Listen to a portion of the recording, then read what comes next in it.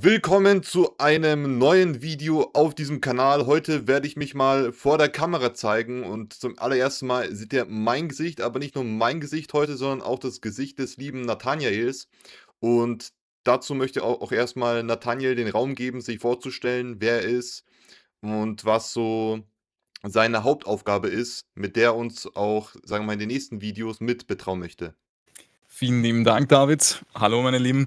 Ich bin Nathan. Auf Social Media bin ich mittlerweile unterwegs als Graf VMC. Ich blicke auf eine recht interessante Social Media Vergangenheit zurück. Ich habe früher Minecraft-Videos gemacht zu dem Thema, habe mich dann entfernt und habe sozusagen ein paar Jahre im Hedonistischen gelebt und habe dann zum Glück 2023 den Ruf von meinem Herrn Jesus Christus wieder vernommen, habe zu ihm zurückgefunden und seitdem diese Revelation und diese Offenbarung bekommen von der Little Season und vom Millennial Kingdom, das in unserer Vergangenheit liegt. Und seitdem das bei mir passiert ist, beschäftige ich mich eigentlich fast jeden Tag damit, mit diesem Thema und habe es mir zur Aufgabe gemacht, hier im deutschsprachigen Raum mit anderen Brüdern, wie zum Beispiel David oder auch der David von Lionheart, den ihr bei mir zum Beispiel seht, und auch der David in meinen Podcasts, dieses Thema Little Season und Thema Millennial Kingdom in den deutschsprachigen Raum zu bringen. Danke auf jeden Fall, Nathaniel, dass du diese kurze, ja, sag ich mal, Vorstellung zu deinem Charakter, wer du eigentlich bist, gegeben hast. Und kannst du auch deinen Kanalnamen schon sagen, wo man dich finden kann? Also ich werde das auf jeden Mhm. Fall noch verlinken in der Beschreibung, damit ihr dann sehen könnt, wo ihr dann natürlich auch Nathaniel folgen könnt, aber auch dann David Lionhardt, wie es bereits schon Nathaniel erwähnt hat. Und wir werden auch gemeinsam Podcasts machen zu diesen Themen, wie schon auch Nathaniel gesagt hat, zur Thema kleine Zeit. Das habe ich auch bereits schon in Instagram angekündigt, dass ich mich komplett auf YouTube fokussieren werde und dabei mehr Videos zum Thema kleine Zeit aufnehmen werde, zur kleinen Zeit Satans, tausendjähriges Reich und Jesus Wiederkunft und in welcher biblischen Zeitlinie wir uns eigentlich befinden. Und dazu macht natürlich der Nathaniel auch schon oder hat schon sehr viele Videos dazu gemacht auf YouTube. Und genau deswegen sag mal Bescheid, Nathaniel, was ist dein YouTube-Kanal und welche Videos hast du denn schon bereits gemacht auf deinem Kanal über die kleine Zeit? Sehr gerne. Also ich bin auf Social Media grundsätzlich immer unter dem gleichen Namen zu finden. Der ist Graf VMC, steht für Graf von Monte Cristo. Ich bin mir auch sehr sicher, wenn man auf YouTube jetzt zum Beispiel Graf von Monte Cristo Jesus eingibt, müsste der Kanal auch kommen. Und im Grunde beschäftige ich mich wirklich mit den Jahren kurz vor dem tausendjährigen Reich von Jesus Christus und vor allem auch mit der Zeit, die nach dem tausendjährigen Reich angebrochen ist, dem, was wir jetzt heute als Little Season vom Satan bezeichnen. Wobei das meiner Meinung nach sogar ein Oxymoron ist, weil am Ende des Tages ist es nicht seine Zeit, sondern er hat nur die Möglichkeit bekommen, die Völker der Erde zu täuschen. Am Thron sitzt immer noch und wird für immer Jesus Christus sitzen. Aber wie gesagt, intensiv mit dieser Zeit beschäftigt und vor allem auch Aspekte wie die Architektur im tausendjährigen Reich beleuchtet, wofür die Architektur gut war und wie die Täuschung ab 1776 ausgesehen haben könnte, die unmittelbar jetzt zu der Version seiner Geschichte, seiner His Story quasi geführt hat. Vielen Dank, Nathaniel, dass du einen kurzen Überblick gegeben hast und folgt auf jeden Fall auch Nathaniel liebend gerne auf seinem Kanal auf YouTube. Und genau, dann wollen wir auf jeden Fall gleich mit dem heutigen Thema dieses Videos beginnen. Und wie ihr schon am Titel erkennen könnt, heißt das Thema heute Babel ist am Nordpol? Fragezeichen. Rupes Nigra ist Babel? Fragezeichen. Und da werden sich natürlich jetzt manche denken, was ist damit gemeint? Aber damit kommen wir Also jetzt fangen gleich wir mal dazu, wenn wir an mit jetzt, sage ich mal, mit mit der der nächsten Folie. Präsentation und mit dem Video Also mal so richtig Hyperborea starten. ist ein anderer Name für Babylon? Fragezeichen. Denn in der griechischen Mythologie war Apollon eng mit dem sagenhaften Land Hyperborea jenseits des Nordwinds verbunden. Sie haben über sich einen König der Engel des Abgrunds. Sein Name heißt auf Hebräisch Abaddon und auf Griechisch hat er den Namen Apollyon, Offenbarung 9,11. Und wenn man sich zum Beispiel den Namen Apollyon mit dem Namen Apollon vergleicht und einfach nur das Y wegnimmt, dann hat man eigentlich schon Apollon. Und hier, was in der Offenbarung 9,11 dargestellt wird, zeigt eigentlich unmissverständlich darauf hin, dass eigentlich diese selben, sage ich mal, Weseneinheiten ein und dieselbe sind. Und dazu möchte ich dich mal fragen, Nathaniel, was hältst du davon? Was ist deine Meinung zu Apollon? Wer ist Apollon deiner Meinung nach? Und hat er irgendwas zu tun mit dem Namen Apollyon oder mit dem König des Engels oder den Mhm. Engel des Abgrunds? Also, was ist deiner Meinung nach diese Zusammenhänge? Haben sie irgendwas gemeinsam oder nicht? Ich habe immer gestruggelt mit dem Namen Apollyon, weil ich das früher in meiner Anfangszeit, als ich mich wirklich intensiv mit dem Thema auseinandergesetzt habe, meist mit dem Widersacher, mit dem Drachen selbst gleichgesetzt habe. Aber je mehr ich in dieses Thema hineingekommen bin, desto mehr fühlt es sich für mich so an, als wäre Apollyon ein Geist, der vor allem heutige Machthaber in seinen Bann zieht und Besitz von denen ergreift. Wir haben beispielsweise auch Napoleon, der genauso vom gleichen Geist erfüllt war. Und wir haben auch die römischen Diktatoren und römischen Kaiser, damals vor allem an allererster Stelle Nero stehend, die von sich selbst behauptet haben, Caligula ebenso, dass sie eine Reinkarnation von Napoleon sind. Wenn wir uns aber jetzt genau anschauen, zum Beispiel auch was Solomon über den Prinzen der Dämonen gesagt hat, dem er dann begegnet ist, stellt sich relativ schnell heraus, dass dieser Apollyon meiner Meinung nach quasi gleichzusetzen wäre mit Nimrod. Nimrod ist aber nicht der Widersacher selber. Wir wissen es nämlich aus der Heiligen Schrift, dass der Widersacher in Eden ist, vom Himmel geschleudert wird und König von Tyre ist. Aber das sind die einzigen Menschen, wo wir wirklich Personifizierungen des Widersachers sehen. Und Apollyon selber würde ich persönlich von meinem jetzigen Schriftverständnis eher als eine Art Sohn oder als eine Art Heerführer des Widersachers, quasi sein Lieutenant, the Second in Command, sehen. Ähnlich wie das im Hebräischen auch ist mit Belzebub. Das ist quasi der Sohn von Baal. Belzebub. Mhm. Das haben wir zum Beispiel auch im Deutschen. Ich glaube, wir im deutschsprachigen Raum tun uns leichter mit dieser Etymologie und mit diesen Connections, die wir sehen mit Bub. Wir wissen, dass Bub quasi Junge bedeutet im Deutschen gesprochen. Und die Hebräer nennen ihn bewusst Baals Bub, Baals Junge quasi, wenn man sich den Wortstamm anschaut. Also ich würde persönlich denken, dass Apollyon der Sohn des Satans ist oder zumindest sein Second in Command, quasi der Prinz des Abgrunds. Da hast du schon mal was sehr Interessantes, sage ich mal, gesagt, weil ich bin eigentlich deiner Meinung, dass ich auch denke, dass Apollon, also der Gott Apollon, das ist ja der griechische Gott des Lichts. Und der ist meiner Meinung nach auch gleichzusetzen. Du hast gesagt mit Nimrod. Das finde ich sehr interessant, das habe ich noch nicht gehört. Dass man ihn mit Nimrod gleichsetzt, würde auch natürlich passen, auch zu dem Titel dieser Folie, nämlich Hippoboreas ein anderer Name für Babylon. Also das würde dann eigentlich Apollon mit Nimrod und mit Babylon gleichsetzen. Ich habe eher gedacht, dass auch Apollon mehr mit Luzifer in Verbindung gesetzt werden könnte. Und da du ja auch gesagt hast, dass Satan letzten Endes der Widersacher ist, also der Anführer, und dass halt Apollon nur der, sag ich mal, Heerführer oder sein Sohn ist. Was ist deine Meinung dazu? Ist Luzifer Apollon, Nimrod? Sind das alles die gleiche Persona oder das gleiche Wesen oder wie siehst du das? Der grundlegende Gedanke hat sich über die Äonen und über die Zeit nicht verändert. Es sind immer die gleichen Symbole und die gleichen Machtstrukturen. Sie geben den anderen nur verschiedene Namen, je nachdem, in welcher Zeit sie sich befinden. Die Römer haben etwas anderes gesagt als die Griechen, aber im Endeffekt haben sie die gleichen gefallenen Wesen beschrieben mit ihren Götternamen und so weiter. Deswegen, ich denke schon, dass man den Luzifer, der ja fälschlicherweise für den Satan und Widersacher selbst gehalten wird, hier mit Apollyon gleichsetzen kann. Und vielleicht auch als interessante Parallele zur Popkultur schauen wir uns zum Beispiel Herr der Ringe an. In Herr der Ringe ist es nicht anders, so wie es Tolkien geschrieben hat. Wir haben den Morgoth, den wirklichen OG Dark Lord sozusagen, und sein Heerführer Sauron darunter ist quasi derjenige, der die Armeen kontrolliert. Aber selbst dort in der Popkultur bekommen wir auch immer dieses Bild vermittelt von einem großen Bösen, der alles aus dem Hintergrund steuert, und einer Frontfigur quasi, die his bidding tut und die Dinge tut, die halt notwendig sind, um den Plan des großen Meisters voranzubringen. Das ist auch wieder sehr interessant, was du gesagt hast, weil damit habe ich mich tatsächlich jetzt auch jetzt vor einer Stunde beschäftigt damit. Das, was du gesagt hast, Morgoth war ja auch einer dieser Valars. Also, um das zu verstehen, Valars sind so ungefähr wie in der biblischen Mythologie Erzengel, so in der Art. Oder würdest du was anderes sagen, Nathaniel? Wir haben in der Tolkien-Mythologie quasi Iluvatar, das ist der Mhm, oberste Gott, das ist gleichzusetzen mit unserem Schöpfer quasi. Da gibt mhm, es dann am Anfang der Schöpfung einen großen Gesang, einen Schöpfungsgesang, und er schafft in diesem Schöpfungsgesang die Valar, die dann mit ihm einstimmen. Das heißt, das ist quasi die oberste Schöpfung, der Pinnacle, vielleicht gleichzusetzen mit den obersten Engeln, quasi so Seraphim, kann man mhm. sich vorstellen. Einer von diesen Valar ist Morgoth, und Morgoth singt dann dort in diese Schöpfung böse Dinge hinein. Was danach erschaffen wird, nach den Valar, sind die Maga. Und diese Maga, das ist zum Beispiel die gleiche Rasse, die ein Sauron ist, oder auch zum Beispiel ein Balrog und so. Diese Sachen sind dann quasi die niedrigeren Engel. Also ich Mhm. weiß nicht, es gibt immer diese conflicting Statements, was ist jetzt ein Erzengel im Endeffekt und wie hoch stehen die Erzengel wirklich. Ich glaube persönlich eher, dass ein Erzengel nicht unbedingt eine Kategorisierung ist, okay, wie ein Cherub oder ein Seraphim. Ich glaube, dass Erzengel quasi eine Aufgabenzuschreibung sind, so wie ich es Mhm. aus der Scripture hinauslese, quasi, dass man sagt, auch ein Seraphim kann ein Erzengel sein, wenn ihm eine besondere Aufgabe zufällt. So, Mhm. so gesprochen. Das heißt, ich weiß nicht, ob es mit Erzengeln gleichzusetzen wäre. Was auf jeden Fall feststeht, ist, dass es eine Unterscheidung gibt und auch von Tolkien gewollt wird, dass zwischen den Valar und den Maga unterschieden wird und dass Morgoth eine wesentlich mächtigere Macht ist als ein Sauron. Mhm. Ja, interessant. Also, sehr interessant, weil das würde dann also, du würdest dann sagen, dass Morgoth Satan ist.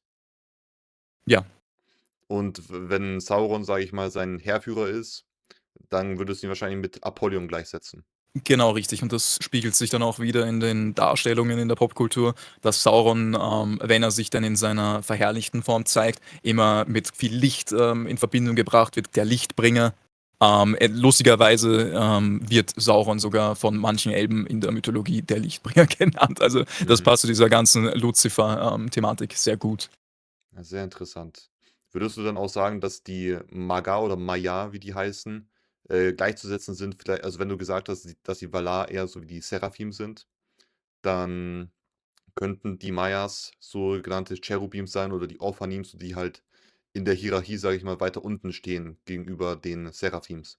Genau, auf jeden Fall stehen sie in der Hierarchie weiter unten. Womit man sie genau gleichsetzen kann Mhm. in unserer Entstehungsgeschichte, weiß ich nicht, Mhm. auf welchem Level die wären, aber sie sind auf jeden Fall unter den Valar, ja. Mhm. Und die Seraphim, weil ich habe da auch sehr interessante Sachen drüber gehört oder auch gelesen, dass die auch mit Drachen gleichgesetzt werden. Weil ich meine, Satan selbst wird ja auch als Drache und Schlange bezeichnet. Und denkst du wirklich, dass diese Seraphim auch schlangenartige, wenn nicht sogar drachenähnliche Wesen sind? Wir haben ein paar Darstellungen von diesen Seraphim, weil wir einen kleinen Einblick in den Thronraum Gottes bekommen und wir wissen, dass diese Seraphim mit 6 Flügeln betucht sind und all diese von diesen 6 Flügeln übersehen sind mit Augen. Und diese Augen quasi permanent Gott ansehen und nichts anderes sagen können als Holy, Holy, Holy, weil Gott und die ganze Unendlichkeit von Gott vor ihnen quasi offenbart wird und sie nie aufhören, aus dem Staunen zu kommen. Also wir haben Ansätze dafür, dass wir das versuchen, irgendwie in einen dreidimensionalen Raum reinzuholen und wie das denn aussehen könnte. Ich persönlich denke, dass diese Wesen so weit über unserem menschlichen Verständnis herausragen, dass sie in der Lage dazu sind, uns zu erscheinen, wie sie das wünschen oder wie halt Gott es ihnen erlaubt. Natürlich wird es dann als Default Mode wahrscheinlich ein Drache gewesen sein oder ein Plume Serpent. Wir haben ja auch die Mythologie aus Südamerika mit Quetzalcoatl, der quasi der Plume Serpent war, der gefederte, die gefederte Schlange und so immer wieder auftaucht in deren Mythologien. Also ich denke, dass sie in der Lage also sind zu shapeshiften, aber dass für uns Menschen vermutlich ihr Default-Look einer Schlange oder einem Drachen gleichkäme, ja. Ja, sehr interessant. Und da passt es ja auch sogar der nächste. Also ich will jetzt auch ein bisschen vorankommen, damit wir jetzt nicht zu sehr abschweifen oder, sage ich Mhm. mal, zu sehr, sage ich mal, obwohl es natürlich sehr interessant ist, aber das passt aber auch zu dem, was wir jetzt über Herr der Ringe gesprochen haben, passt auch dazu dieser Text, nämlich die gefallenen Engel werden in einem feurigen Abgrund im Westen unter den Bergen des Libanon und des Anti-Libanon gefangen gehalten. Durch das Feuer im Untergrund erhitzen sich die dortigen Gewässer, was die Entstehung von Thermalquellen erklärt. Und das habe ich, also wenn ich mir jetzt recht erinnere, das von Henoch bekommen. Also ich will da jetzt nichts Genaueres sagen, ob das jetzt von Henoch selbst ist, aber ich habe das auf jeden Fall aus der Bibel oder apokryphen Texten genommen und da stand wirklich das über, ja, wo die gefallenen Engel, sag ich mal, drin sind und das passt doch eigentlich perfekt zu Mordor, oder nicht? Also Mordor, Schicksalsberg. Mhm. Wobei Mordor wahrscheinlich in den meisten Darstellungen eher im Osten liegt, aber Mhm. ich sehe die Parallele, ja. Damit habe ich immer ein bisschen gestruggelt. Wir wissen ja aus Henoch und zumindest das erste Buch Henoch würde ich persönlich als Scripture identifizieren. Mit den weiteren, da können wir drüber diskutieren. Ist jetzt offiziell halt apokryphisch, aber die Äthiopier haben es noch drin in ihrem Kanon.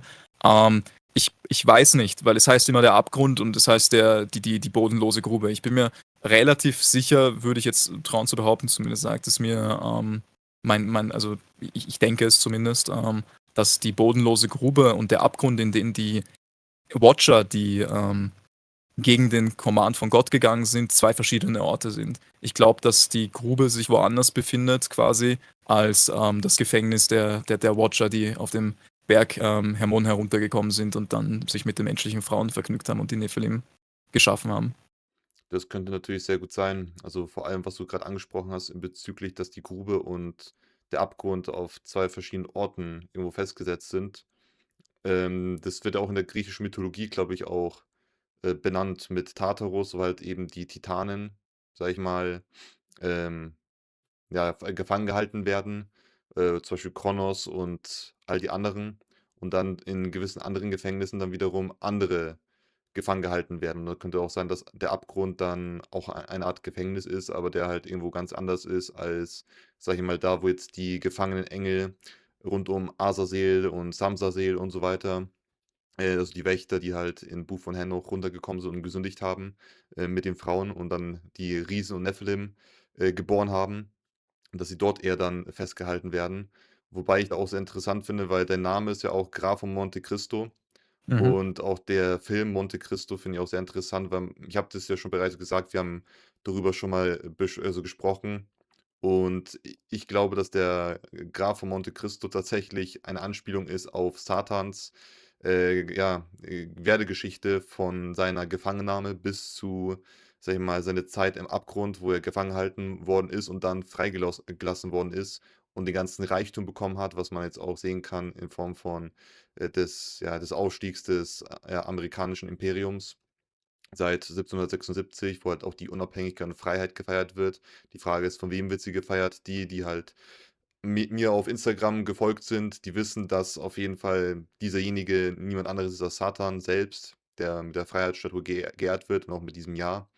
Mhm. Und deswegen finde ich da auch interessant, dass da auch Parallelen zum Grafen Monte Cristo und Satan existieren und das würde auch irgendwie zusammenpassen, dass halt eben auch er jemanden hatte, wo wo er eigentlich über diese Zeit von jemandem lernen konnte. Weil es wird ja auch in diesem Film, Graf von Monte Cristo hat er auch von jemandem gelernt, es war ein Pastor.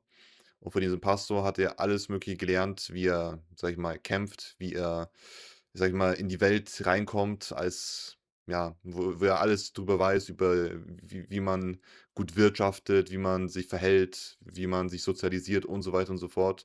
Und denkst du, dass es auch so sein könnte, dass Satan jemanden gehabt hätte im Abgrund, mit dem er sprechen könnte, vielleicht sogar auch mit den gefangenen Engel oder den gefangenen Wächter, wie zum Beispiel halt Azazel und sich da irgendwie ausgetauscht hat. Aber du sagst ja eher, dass die nicht an einem Ort gewesen sein können. Aber könnte es sein, wenn wir jetzt halt diesen Film bezüglich sage ich mal, hernehmen und da sagen können, weil es gibt ja auch ein berühmtes Gedicht von Dante, diesem Dichter, das ja auch über Satan und seine Gefangennahme im Abgrund, gedichtet hat. Und da wird auch gesprochen, dass halt jemand bei Satan ist, der ihn da halt eben über diese Zeit, sage ich mal, unterstützt mental und halt mit ihm da unten ist. Denkst du, dass das so was sein könnte oder eher nicht?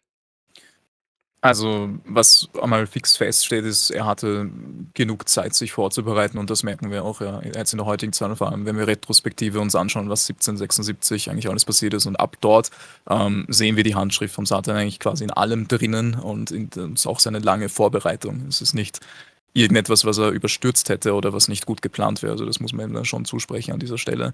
Ob er da unten jetzt wirklich mit jemand anderem war oder nicht, da muss ich ehrlich sagen, bin ich nicht qualifiziert genug, das zu beurteilen. Ich weiß es nicht. Ich werde wahrscheinlich darüber mal beten und schauen, ob mir da Offenbarungen geben werden da hinsichtlich. Ich schließe es natürlich nicht aus. Ich sehe es als Möglichkeit, dass die Grube und das Gefängnis der Engel am gleichen Ort war und der Satan einfach da runtergeworfen worden ist und quasi sich dann dort seinen engsten Beraterstamm zusammenbauen konnte. Was wir halt auch hinterfragen müssen, ist, wenn wir davon ausgehen, dass wir ein tausendjähriges Reich von Jesus Christus in unserer Vergangenheit hatten, dann können wir relativ leicht auch davon ausgehen, dass nicht nur der Satan gefangen genommen worden ist, sondern auch all seine Fake-Götter, sagen wir mal so, die damals den Olymp bekleidet haben, das römische Pantheon ausgekleidet haben und auch die alten sumerischen Götter waren. Also vielleicht sind es nicht genau die Watcher-Engel, die mit ihm da angesperrt waren und Azazel hat ihm da Tipps gegeben, wie man mit Metall arbeitet oder was auch immer, sondern vielleicht ist es naheliegend, dass er einfach mit seinen eigenen Minions eingesperrt worden ist und dann quasi mit ihnen gemeinsam diesen Release und diesen Emergence Day geplant hat. Ich möchte nur kurz, Mhm. noch dazu sagen, bei mir war's so, die Assoziation vom Graf von Monte Cristo kam bei mir anfänglich eher mit Josef und dieser biblischen Geschichte, dass er da, eingesperrt war ohne Grund und dann, als er freigelassen worden ist, quasi alle Reichtümer über Ägypten bekommen hat und das Ganze verwalten konnte. Aber je mehr ich mich mit diesem, Gedankenanstoß von dir auseinandersetze, desto mehr muss ich sagen, sehe ich tatsächlich auch da mehr die Parallele da drin, zu sagen: „Okay, Satan ist eingesperrt und hat dann Emergence Day und beginnt dann quasi, Havoc zu wreaken über die ganze Welt mit seiner Rache. Also, ich sehe diese Parallelen mittlerweile deutlich mehr als früher. Ja, das ist auf also, ich finde auch sehr interessant, was du auch davor angesprochen hast, in Form von, dass die gefallenen Engel mit ihm eingesperrt, gewesen sind, und da gebe ich dir auf jeden Fall recht. Also, nicht umsonst werden halt so viele auf einmal verehrt, wie es, glaube ich, noch niemals während der Zeit, vor allem im Mittelalter, wenn wir das so angucken, verehrt worden sind. Also, die ganzen Stars, diese, ne, von Hollywood oder sonst wo, die jetzt quasi richtig durch die Decke gehen und angebetet werden, wie gesagt, wie Götter, so wie es wahrscheinlich früher in der Antike gewesen sein musste. Und was ich aber trotzdem auch interessant finde, weil ja du ja auch das gesagt hast, dass Azazel ja auch Metallkunde und so weiter gelehrt hat. Und wenn ich jetzt zu Herr der Ringe zurückkomme, dann hat auch Sauron den Menschen Metallkunde gelehrt, beziehungsweise auch selber mit Metallkunde den Ring der Macht erschaffen. Und wir wissen ja, dass Sauron ja dann letzten Endes auch für eine gewisse Zeit verschwunden ist. Also, nicht nur während der Zeit zwischen dem zweiten und dritten Zeitalter, sondern auch, in der Zeit des zweiten Zeitalters, wo er ja auch quasi, wenn ich das so richtig verstanden habe, während diese Insel, die ja auch eigentlich, mit Atlantis zu vergleichen ist, die im zweiten Numenor. Zeitalter Numenor, genau, Numenor Mhm. untergegangen ist. Und da ist ja auch der leibliche Körper von, Sauron auch, also sage ich mal, mit untergegangen. Und sein Geist aber ist dann nach Mordor gegangen. Und das ist ja auch eine, also wenn man das auch so vergleicht, hat er sich dann auch versteckt, bis er seinen neuen Körper kreiert hat. Seinen, sage ich mal, eher etwas abstößlichen Körper, womit man ihn dann in der Popkultur erkennt. Und dass er dann letzten Endes auch da irgendwie in diese Richtung die Menschen verführt hat und auch selbst dieses Wissen, das er sich aneignen konnte, weil wir wissen ja auch, dass er im Vergleich zu anderen Engeln nicht ein hohes Wesen ist wie die Seraphim, sondern selbst wahrscheinlich ein Cherubim oder, ein anderer Engel oder Engelwesen oder Engelart gewesen ist.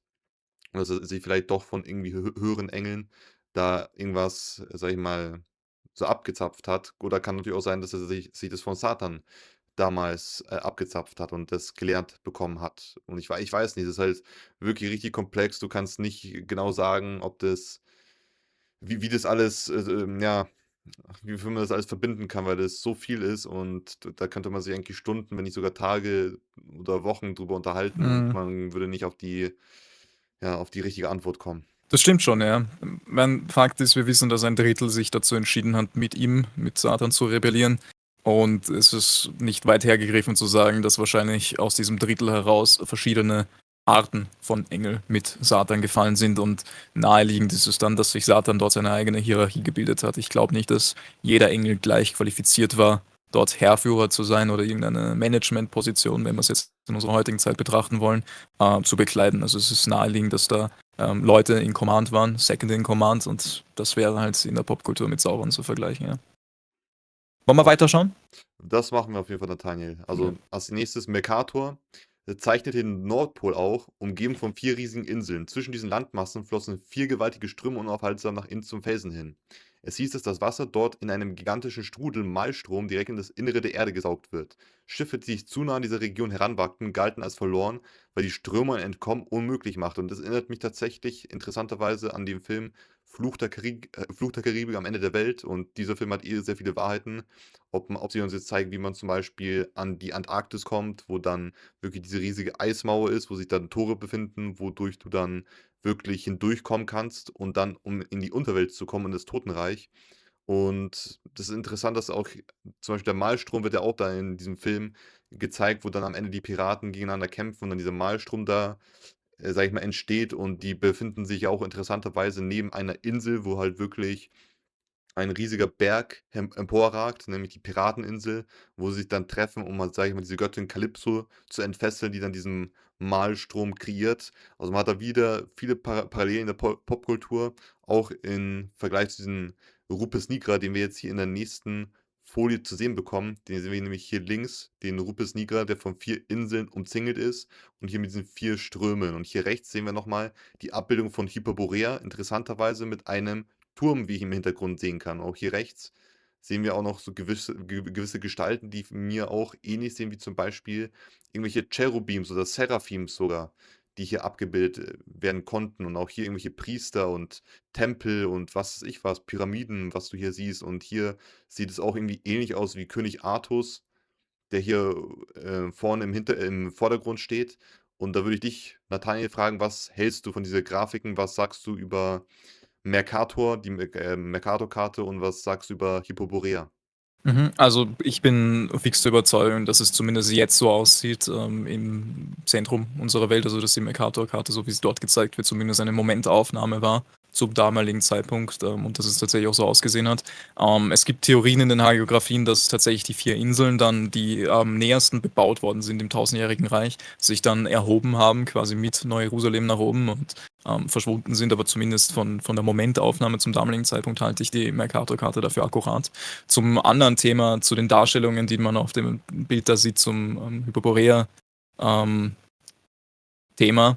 Da würde ich persönlich eher darauf referenzieren, dass die Asiaten und asiatischen Kulturen, vor allem in Südostasien, aber auch die südamerikanischen Kulturen, eigentlich alle die gleiche Darstellung von Dämonen, Djinn und so weiter und so fort hatten und auch von ihren Göttern. Wenn du dir mal anschaust in den alten Religionen, wie die Götter eigentlich dargestellt worden sind, dann deckt sich das eigentlich sehr gut mit diesen schlangenartigen und drachenartigen Darstellungen. Und nicht umsonst heißt es auch das Land des Drachen dort drüben. Also ist es sehr naheliegend, dass quasi diese Völker, die dort abgebildet sind, die diese Engel worshipen und auch diesen Engeln quasi als ihre Götter verehren. Weil wir können eine Sache daraus auf jeden Fall fix ableiten, ohne überhaupt zögern zu müssen. Sobald irgendeine Verehrung von Engeln oder von anderen niedrigeren Wesen hier stattfindet, außer vom Allerhöchsten, können wir direkt darauf schließen, dass das nicht von Gott sein kann und dass es sich hier um Rebellen handeln muss und sich hier um Gefallene handeln muss. Deswegen kann das nichts Gutes sein, per se.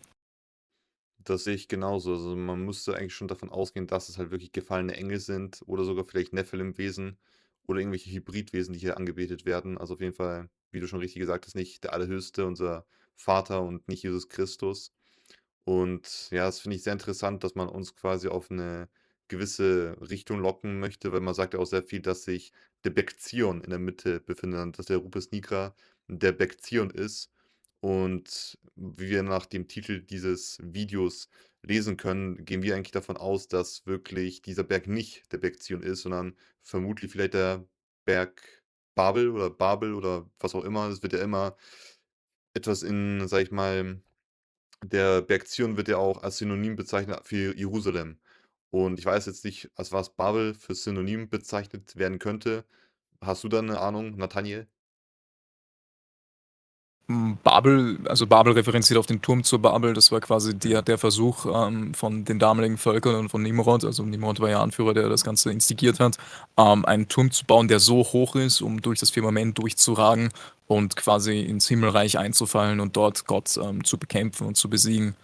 Das war der Grundgedanke und Gott hat das gesehen und hat sich gedacht, das kann ich nicht zulassen und hat dann zur Strafe, und ich glaube, wir werden dann später auch zu dieser Strafe noch genauer hingehen, Mhm. die Völker der Erde halt überall über die Erde verteilt, ihre Sprachen verwirrt und systematisch natürlich auch dazu geführt, dass dieser Turm zu Babel quasi auf eine ganz spezielle Art und Weise vernichtet worden ist, und diese Art können wir uns dann später anschauen, die dazu passen könnte, dass das, was zurückbleibt, dann ein schwarzer, riesengroßer Berg ist oder sichtlich ein schwarzer, riesengroßer Berg ist. Mhm. Ich persönlich bin noch ein bisschen on the fence about it. Also ich bin mir nicht 100% sicher, ob dieser Berg da in der Mitte wirklich die Überbleibsel vom Turm zu Babel sind oder ob es sich um den Berg Zion handelt. Interessante Textstellen, die eher für das Erste sprechen, sind, dass nie wirklich erwähnt wird, dass in der Mitte des Realms dieser Berg Zion ist. Es heißt immer an den Seiten des Nordens, on the sides of the north. Es ist nie wirklich im Zentrum selber beschrieben.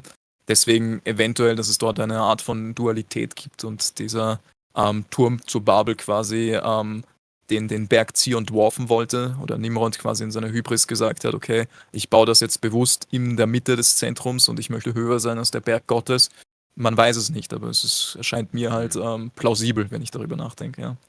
Wenn man sich zum Beispiel auch die Schrift anguckt oder auch zum Beispiel bestimmte Apokryphen, Dann wird da auch drüber gesprochen, dass auch das Land China, ich glaube, das ist einer der Länder, wo sich, glaube ich, auch Nimrod oder Nimrods Reich befunden hat damals, war auch, glaube ich, auch nicht so weit entfernt vom Land Kanaan, wo dann letzten Endes dann ja, letzten Endes dann der Samen von Abraham, sage ich mal, das Land geerbt hat, wo dann auch König David Jerusalem erbaut hat und wo letzten Endes dann, ja, Berg Zion gewesen ist, Jerusalem gewesen ist. Und dann würde auch das dazu passen, was du gerade gesagt hast, Nathaniel, dass halt eben Nimrod in der Nähe, sage ich mal, von Gottes Thron seinen eigenen Thron bauen wollte, nämlich den Turm von Babel und somit auch gegen Gott rebelliert hat. Und da hast du schon auch richtig gesagt, dass wir jetzt dazu kommen werden in den nächsten Folien, genauer, also zum Thema Babel und Turm von Babel. Und da gehe ich jetzt mal weiter mit der Folie. Hier sehen wir in der berühmten Nordpolkarte von Gerardus Mercator aus dem Jahr 1595 den Rupes Nigra, also ein gigantischer tiefschwarzer Magnetberg, der sich exakt am geografischen Nordpol befindet. Also das schon, was Nathaniel auch gesagt hat. Und warum schwarz? Warum wird er so auch verehrt? Ne? Weil wir haben zum Beispiel diesen schwarzen Berg oder auch schwarzen Würfel, der auch vor allem, sag ich mal, vom Islam oder auch von bestimmten anderen Religionen und anderen Gesellschaften, ne, auch zum Beispiel BlackRock, nämlich das Unternehmen, das eigentlich alles gehört auf dieser ganzen Welt, der zufälligerweise sich nach dem Rupes Nigra, also diesem schwarzen Felsen, benannt hat. Und da möchte ich dich fragen, wissen vielleicht die Eliten dieser Welt mehr, als sie uns zu denken glauben? Oder wie siehst du das mit dem schwarzen Felsen und diese Verbindung zu, sage ich mal, dem schwarzen, Würfel im Islam oder anderen Mhm. Religionen oder BlackRock? Absolut, ja. Ich möchte vielleicht auch noch ganz kurz zum vorherigen Thema noch eine ganz kurze Sache dranhängen. Ich bin ja auch der fixen Überzeugung, dass es sich heute extrem schwer fällt, einfach geografische Orte zuzuordnen, vor allem mit Zeiten vor den Tribulationen, weil es halt meiner Meinung nach in den Tribulationen dazu gekommen ist, dass wirklich die ganzen Landmassen auseinandergebrochen sind, dass wir quasi vor den Tribulationen eine zusammenhängende Landmasse hatten mit einem zentralen Meer in der Mitte und dass sich das dann später durch dieses große Erdbeben verteilt hat und die Kontinente, wie wir sie heute kennen, entstanden sind. Deswegen ist es schwierig zu sagen, ob das Xina, was früher überall beschrieben worden ist, wie China ist. Es gibt ja auch viele Spekulationen darüber, ob Sina nicht Sinai ist, die Wüste dort. Und auch Jerusalem an sich ist ja auch so ein Mysterium für sich, weil wir zum Beispiel aus der Schrift ja wissen, dass Jerusalem schon existiert hat und quasi von den Israeliten, die aus Ägypten herausgeführt worden sind, ja erst erobert worden ist danach und dass sich dort in diesem Land Kanaan die Ammoniter, die Anakiter und so befunden haben und die quasi schon Riesen waren und dort diese Städte gebaut oder zumindest bewohnt haben. Wir wissen nicht genau, wer sie gebaut hat am Ende des Tages. Also da gibt es interessante Clues zum Thema BlackRock und ob die Eliten mehr wissen. Also ich bin davon überzeugt, dass die Eliten mehr wissen und dass dieses ganze System, was sie gerade aufgebaut haben, vor allem mit ihren Popkultur-Sachen, nicht nur Revelation of the Method ist, weil sie da irgendeiner Karma, Retribution oder so entgegen sind. Davon halte ich nichts und daran glaube ich auch nicht. Es gibt nur einen Richter und der ist unser Vater. Ich glaube eher, dass diese Eliten versuchen, mit diesen Dingen gewisse Sachen einfach zu prophezeien. Also sie hauen das in Popkultur, in Fernsehen und so weiter rein, damit wir darüber reden. Und wir wissen ja, dass gesprochenes Wort mächtig ist und das, was wir aussprechen, uns unterscheidet von all den Tieren da draußen. Und ich glaube einfach nur, dass sie wollen, dass diese Dinge in den Mundgebrauch kommen und quasi Themen sind bei uns Menschen da draußen, um ihre perfiden Pläne zumindest ausführen zu können. Es gibt ja keine Garantie, dass das gelingt und wir wissen ja auch, dass der Sieg uns vorbehalten ist durch Jesus Christus, weil Jesus Christus bereits gesiegt hat. Aber die schwarze Komponente mit dem schwarzen Berg und dem schwarzen Würfel ist überall sichtbar. Es gibt natürlich jetzt viele Leute, die das auf Saturn zurückführen und sagen, okay, wir haben jetzt hier dieses Hexagramm auf Saturn oben. Ich glaube nicht an Planeten in dieser Form, dass das jetzt irgendein 3D-Gasball ist und dass da oben jetzt ein Hexagrammwürfel ist. Würde aber sich wieder damit spiegeln, dass zum Beispiel Babel zuerst kam und Saturn quasi einfach nur dieses Zeichen von Babel dann auf sich selbst gebrandet hat, um damit eine Allegiance oder irgendeine Zugehörigkeit auszudrücken. Also ich glaube, dass mit diesem schwarzen Würfel schon, wie bei so vielen anderen Dingen, das Detail heraussticht, wo man sagen kann, man kann sie an ihren Symbolen erkennen und dieses Symbol ist, glaube ich, klar zuzuordnen, dass es sich da um nichts Gutes handelt. Da erinnert mich noch das, was du mir letztens auch gesagt hast bezüglich Nimrod und dass er vor allem von den satanischen Blutlinien verehrt worden ist. Das würde auch passen dazu, dass die Eliten natürlich, wir wissen, so die Rockefellers, die Rothschilds und wie auch immer sie alle heißen, dass sie halt eben ganz genau wissen, wer, sage ich mal, sich dort befunden hat oder wer dort regiert hat. Und das würde auch dann dazu passen, dass tatsächlich dieser Nimrod da über diesen schwarzen Felsen, den damaligen Turm von Babel, geherrscht hat, dass das sein Zentrum war. Das ist vielleicht für sie, also für die Eliten, für die, die in dieser satanischen Blutlinie drin sind, dass die halt wirklich das als das Zentrum der Welt ansehen, weil es für sie der Zentrum ist, weil sie sehen natürlich nicht Gottes Thron als Zentrum, sondern das Zentrum von Nimrod, das du ja auch interessanterweise, also den du interessanterweise mit Satan auch gleichgesetzt hast. Und das finde ich auch sehr interessant. Also das hat auf jeden Fall interessante Parallelen. Und ich weiß, wie würdest du das sehen? Mir ist gerade ein anderer Gedankenpunkt gekommen. Wissen wir, wann die erste bestätigte Mention ist vom Berg Zion? Weil die Geschichte von Babel ist ja in Genesis noch drin, oder? Genau, in Genesis. Ja, genau, weil was ist, wenn wir hier versuchen, etwas zu kombinieren, was genau das Gleiche ist? Was ist, wenn der Turm zu Babel zuerst gebaut worden ist? Gott hat den gerichtet, ihn zerstört und hat Mhm. dann aus diesem Turm Babel seinen Berg Zion gemacht, quasi gesagt, Mhm. das, was du hier versucht hast, was gegen mich ging, leib ich mir jetzt ein und das ist jetzt mein Berg. Was Mhm. ist, wenn der Berg Zion und der Turm Babel das genau gleiche sind? Mhm. Aber wir wissen es halt nicht. Das ist halt der wichtige Genau. Punkt. Wir präsentieren hier im Endeffekt einfach nur eine alternative Wahrnehmung. Fakt ist Mhm. auf jeden Fall, dass uns sowieso die Mainstream-Leute nicht erklären, dass dort ein Berg ist oder dass dort ein großer Fels ist. Also wir können davon ausgehen, dass dieser Fels existiert. Was der Ursprung dieses Felses ist oder ob man diesen Fels damals Babel genannt hat oder Zion genannt hat und so weiter und so fort, das werden wir nicht rausfinden können mit diesem Mhm. Video, aber wir können zumindest interessante Gedankenanreize präsentieren und vielleicht Leute, die sich deutlich tiefer mit der Materie beschäftigt haben, bekommen dadurch vielleicht auch säkulare Leute Anstöße, das mal aus einem anderen Blickwinkel zu sehen. Ich glaube, da Mhm. liegt der wahre Wert von dem Content, den wir da machen gerade. Ihr könnt euch natürlich euer eigenes Bild machen, wie ihr das seht. Schreibt auf jeden Fall in die Kommentare drunter, was eure Meinung dazu ist oder wie ihr das alles wahrnehmt. Also das wäre auch interessant, weil wir können nur voneinander lernen. Also bestimmte Sachen wissen wir besser, manche Sachen wissen wir nicht besser, da wissen es andere wieder besser. Und man kann immer nur voneinander lernen. Deswegen bin ich jetzt auch dankbar, Nathaniel, dass du das jetzt, ja, sag ich mal, erwähnt hast und mal so aufgezeigt hast, wie du das denkst oder wie du das interpretierst. Deswegen, genau, also seid frei, immer eure eigene Meinung kundzugeben und nur somit können wir der Wahrheit näher kommen. Und Eisen schärft Eisen. genau so ist es. Gut, dann gehen wir auf jeden Fall weiter zur nächsten Folie.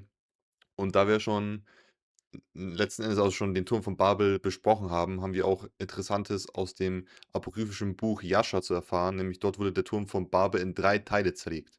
Ein Teil wurde von der Erde verschlungen, einer durch Feuer vernichtet und der letzte blieb als riesige Ruine stehen, während die Erbauer für ihre Sünden bestraft wurden. Die verschiedenen Gruppen der Erbauer wurden entweder in Affen, Elefanten verwandelt, töteten sich gegenseitig oder wurden über die Erde verstreut, wobei viele Menschen bei der Katastrophe umkamen. Und da habe ich einen interessanten Referenzpunkt oder Vergleichspunkt gefunden in Form von des Filmes Der dunkle Turm. Und hier sehen wir in der Mitte diesen sogenannten dunklen Turm, der meiner Meinung nach auch möglicherweise, also da kann man auch nur interpretieren, was es sein könnte, aber halt den Turm von Babel ähnelt. Oder auch den Rupes Nigra, den schwarzen Felsen, weil auch der dunkle Turm auch sehr schwarz, wie man auch sehen kann, hier erbaut ist. Und da möchte ich dich fragen, hast du den Film gesehen oder den Trailer dazu? Ich habe den Film damals als Kind gesehen. Der ist mir damals sehr seltsam vorgekommen. Ich habe jetzt nicht mehr die komplette Handlung im Kopf, aber dieses generelle, dieses Bild des dunklen Turmes oder eines hohen schwarzen Turmes haben wir überall wieder gespiegelt. Das ist nicht nur in diesem Film, sondern was mir zum Beispiel jetzt auch eingefallen ist, ich weiß nicht, hast du den Lego-Movie-Film gesehen? Und das Headquarter von President Business quasi? Das ist auch ein riesengroßer schwarzer Turm in der Mitte von einem Ozean. Sieht nämlich genau identisch aus mit dem Bild, was jetzt hier in der Mitte drin ist. Mhm. Ich find's unglaublich interessant, wenn man das mal aus einer anderen Perspektive betrachtet, was wir nämlich gerade vorher gesagt haben mit, vielleicht ist es ein und dasselbe. Wir wissen ja, dass der Widersacher selbst unter diesem Fels eingesperrt war. Weil wir Mhm. wissen, die bodenlose Grube muss unter dem Mittelpunkt der Erde sein, weil es am weitesten weg von Gottes Thron sein muss. Und Gottes Thron ist quasi in der Mitte, nur ganz oben. Das heißt, die bodenlose Grube ist in der Mitte und ganz unten. Wir wissen aber auch, dass dieser schwarze Berg, der jetzt in der Mitte ist, es wäre einfach nur die Ironie von Gott selbst und ich glaube auch Gottes witziger Humor, weil Gott ist ein sehr, sehr witziger Gott, wenn er das möchte, dass er den Widersacher quasi unter seinem einzigen Monument einsperren würde.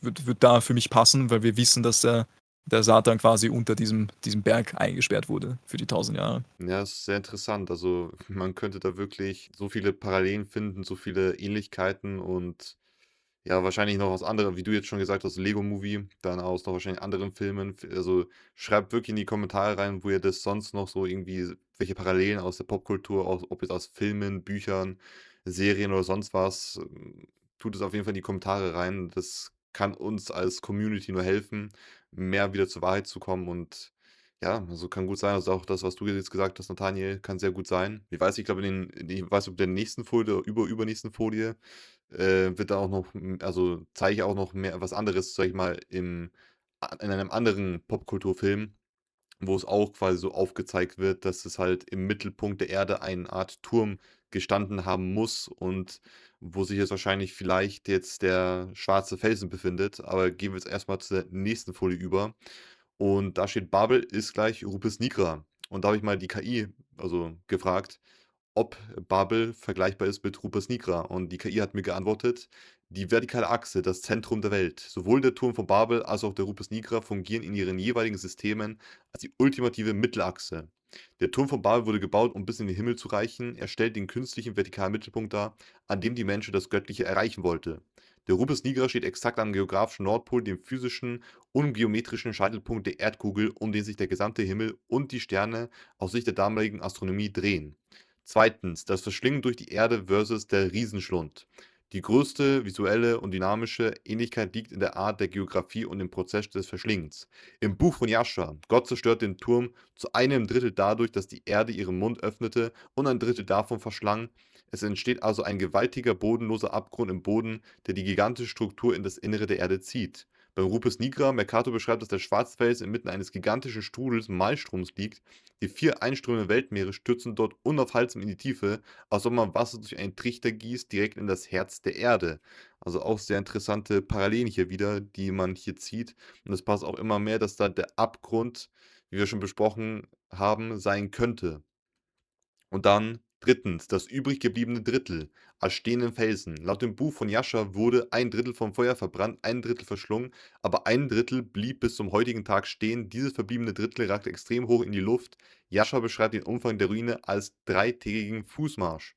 In einer hypothetischen mythologischen Verschmelzung könnte man argumentieren, wenn ein gigantischer turmartiger Rest einer antiken Struktur die Zeiten überdauert, inmitten eines Schlunds steht, der den Rest verschlungen hat, ähnelt das frappierenden Mercators Rupes Nigra et Altissima einer nackten, extrem hohen isolierten Klippe, die einsam inmitten des polaren Strudels aufragt.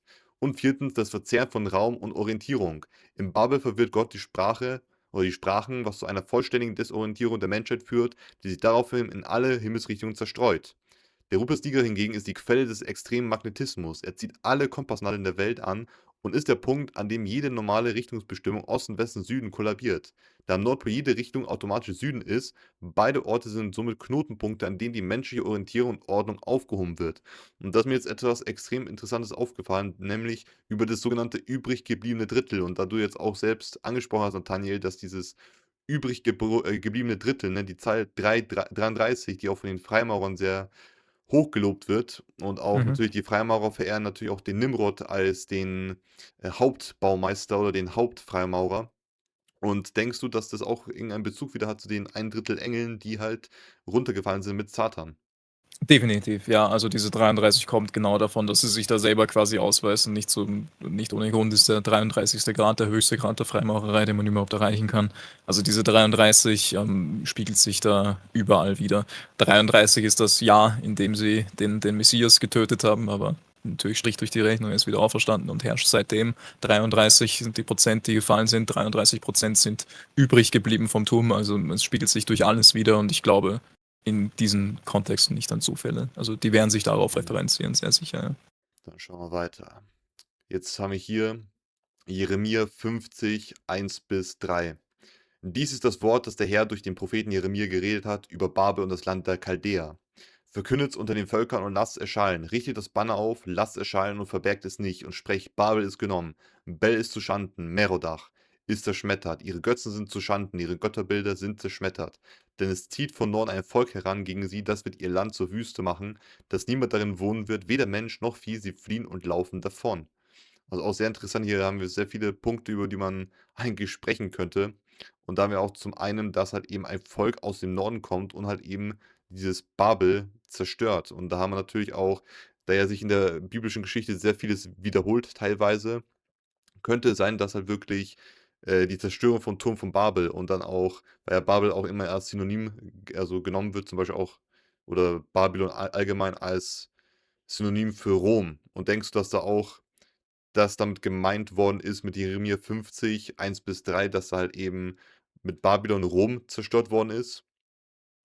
Also, ich bin mir sehr sicher, dass diese Weltreiche, von denen wir da damals gesprochen haben, vor allem wenn wir uns jetzt die Statue des Biestes anschauen, wie die zusammengesetzt ist, mit dem, was uns später gesagt worden ist, dass ein Teil fürs Persische Reich steht, ein Teil steht für Babylon, ein anderer Teil steht fürs Römische Reich und auch die quasi die geistige Ordnung zusätzlich in Jerusalem. Ich gehe davon aus, dass diese Reiche nicht nur lokale Reiche waren, sondern tatsächlich Weltreiche waren und Systeme waren, unter der die ganze Welt quasi gelitten und regiert wurde. Und Babylon war das erste dieser Systeme. Und Babylon quasi hat nie aufgehört zu existieren, wurde einfach immer nur gerebrandet in neue Namen. Es ist nicht so, dass plötzlich irgendein neuer Widersacher aufgetaucht ist, der gesagt hat, ich lasse mich jetzt inspirieren vom Alten, sondern es war immer der gleiche Widersacher, Mhm. der quasi seinen eigenen Plan da perfektioniert und besser gemacht hat oder mehr ausgearbeitet hat. Also wenn wir sagen, Babylon ist Rom, treffen wir da voll ins Schwarze, weil Rom nichts anderes ist als die vierte Version von Babylon. Mhm. Ja, da bin ich Und auch. heute, Mhm. heute, was wir haben, zum Beispiel die USA und so, Mhm. und unser Weltsystem ist halt die fünfte Version von Babylon. Ja, da hast du recht. Das wird ja auch, glaube ich, in Offenbarung, ich weiß nicht mehr genau, wo in Offenbarung, aber da wird auch gesagt, dass halt eben das Tier, das einmal gewesen ist, war, ist aber nicht mehr und wird wieder kommen, also wird wieder herauskommen aus der Grube und, sage ich mal, über die Welt verstreut werden. Und das passt auch wieder dazu, dass, was du gesagt hast, dass halt eben, also die USA jetzt halt das wiedergeborene Römische Reich ist, das wiedergeborene System Babylon. Und es passt auch wieder zusammen, weil, wie wir hier auch lesen, Babel oder Bel, Bel ist natürlich, da gibt es auch dieses berühmte apokryphische Buch mit Bel und der Drache, glaube ich, wo auch der Prophet Daniel auftaucht, wo er halt dann quasi ihm aufzeigt, dass halt eben Bel und dieser Drache da eigentlich nichts zu sagen haben, einfach nur Götzen sind, die ja eigentlich keine Macht haben und dass halt eben sein Gott, also unser Gott, nämlich der himmlische Vater, sag ich mal, die wirkliche Macht hat und eigentlich diese Götzenbilder eigentlich, ja, aufzeigt, was sie wirklich sind, nämlich eigentlich nur Götzenbilder, die gar keine Macht besitzen. Und das fand ich sehr interessant, weil auch Bel und der Drache, ne, das hat auch wieder eine interessante Ähnlichkeit zu Satan und der Drache, ne? Also Bel, ich weiß nicht, ob Bel jetzt, sage ich mal, ein Synonym ist für Nimrod, weil ich weiß auf jeden Fall, dass, wie heißt noch mal der König oder der Gottkönig der Babyloner, ich glaube Marduk, oder? Marduk, ja. Marduk, genau. Dann würde, ich weiß nicht, Bel ist ja wahrscheinlich auch ein anderer Name für Marduk. Ich glaube, dass das alles verschiedene Namen für die gleiche Entität Ja, sind, ja. dann würde es auch wieder dazu passen. Und was ich auch dich noch fragen wollte, die Chaldäer, weil ich habe mir immer schon drüber Gedanken gemacht. Die Chaldäer ähneln meiner Meinung nach nämlich auch den Kasan und auch natürlich den Hunnen. Und ich denke auch, dass Hunnen, Kasan eigentlich ein und dasselbe Volk sind. Und dass man uns aber über der Geschichte halt auf verschiedenen Linien darstellt.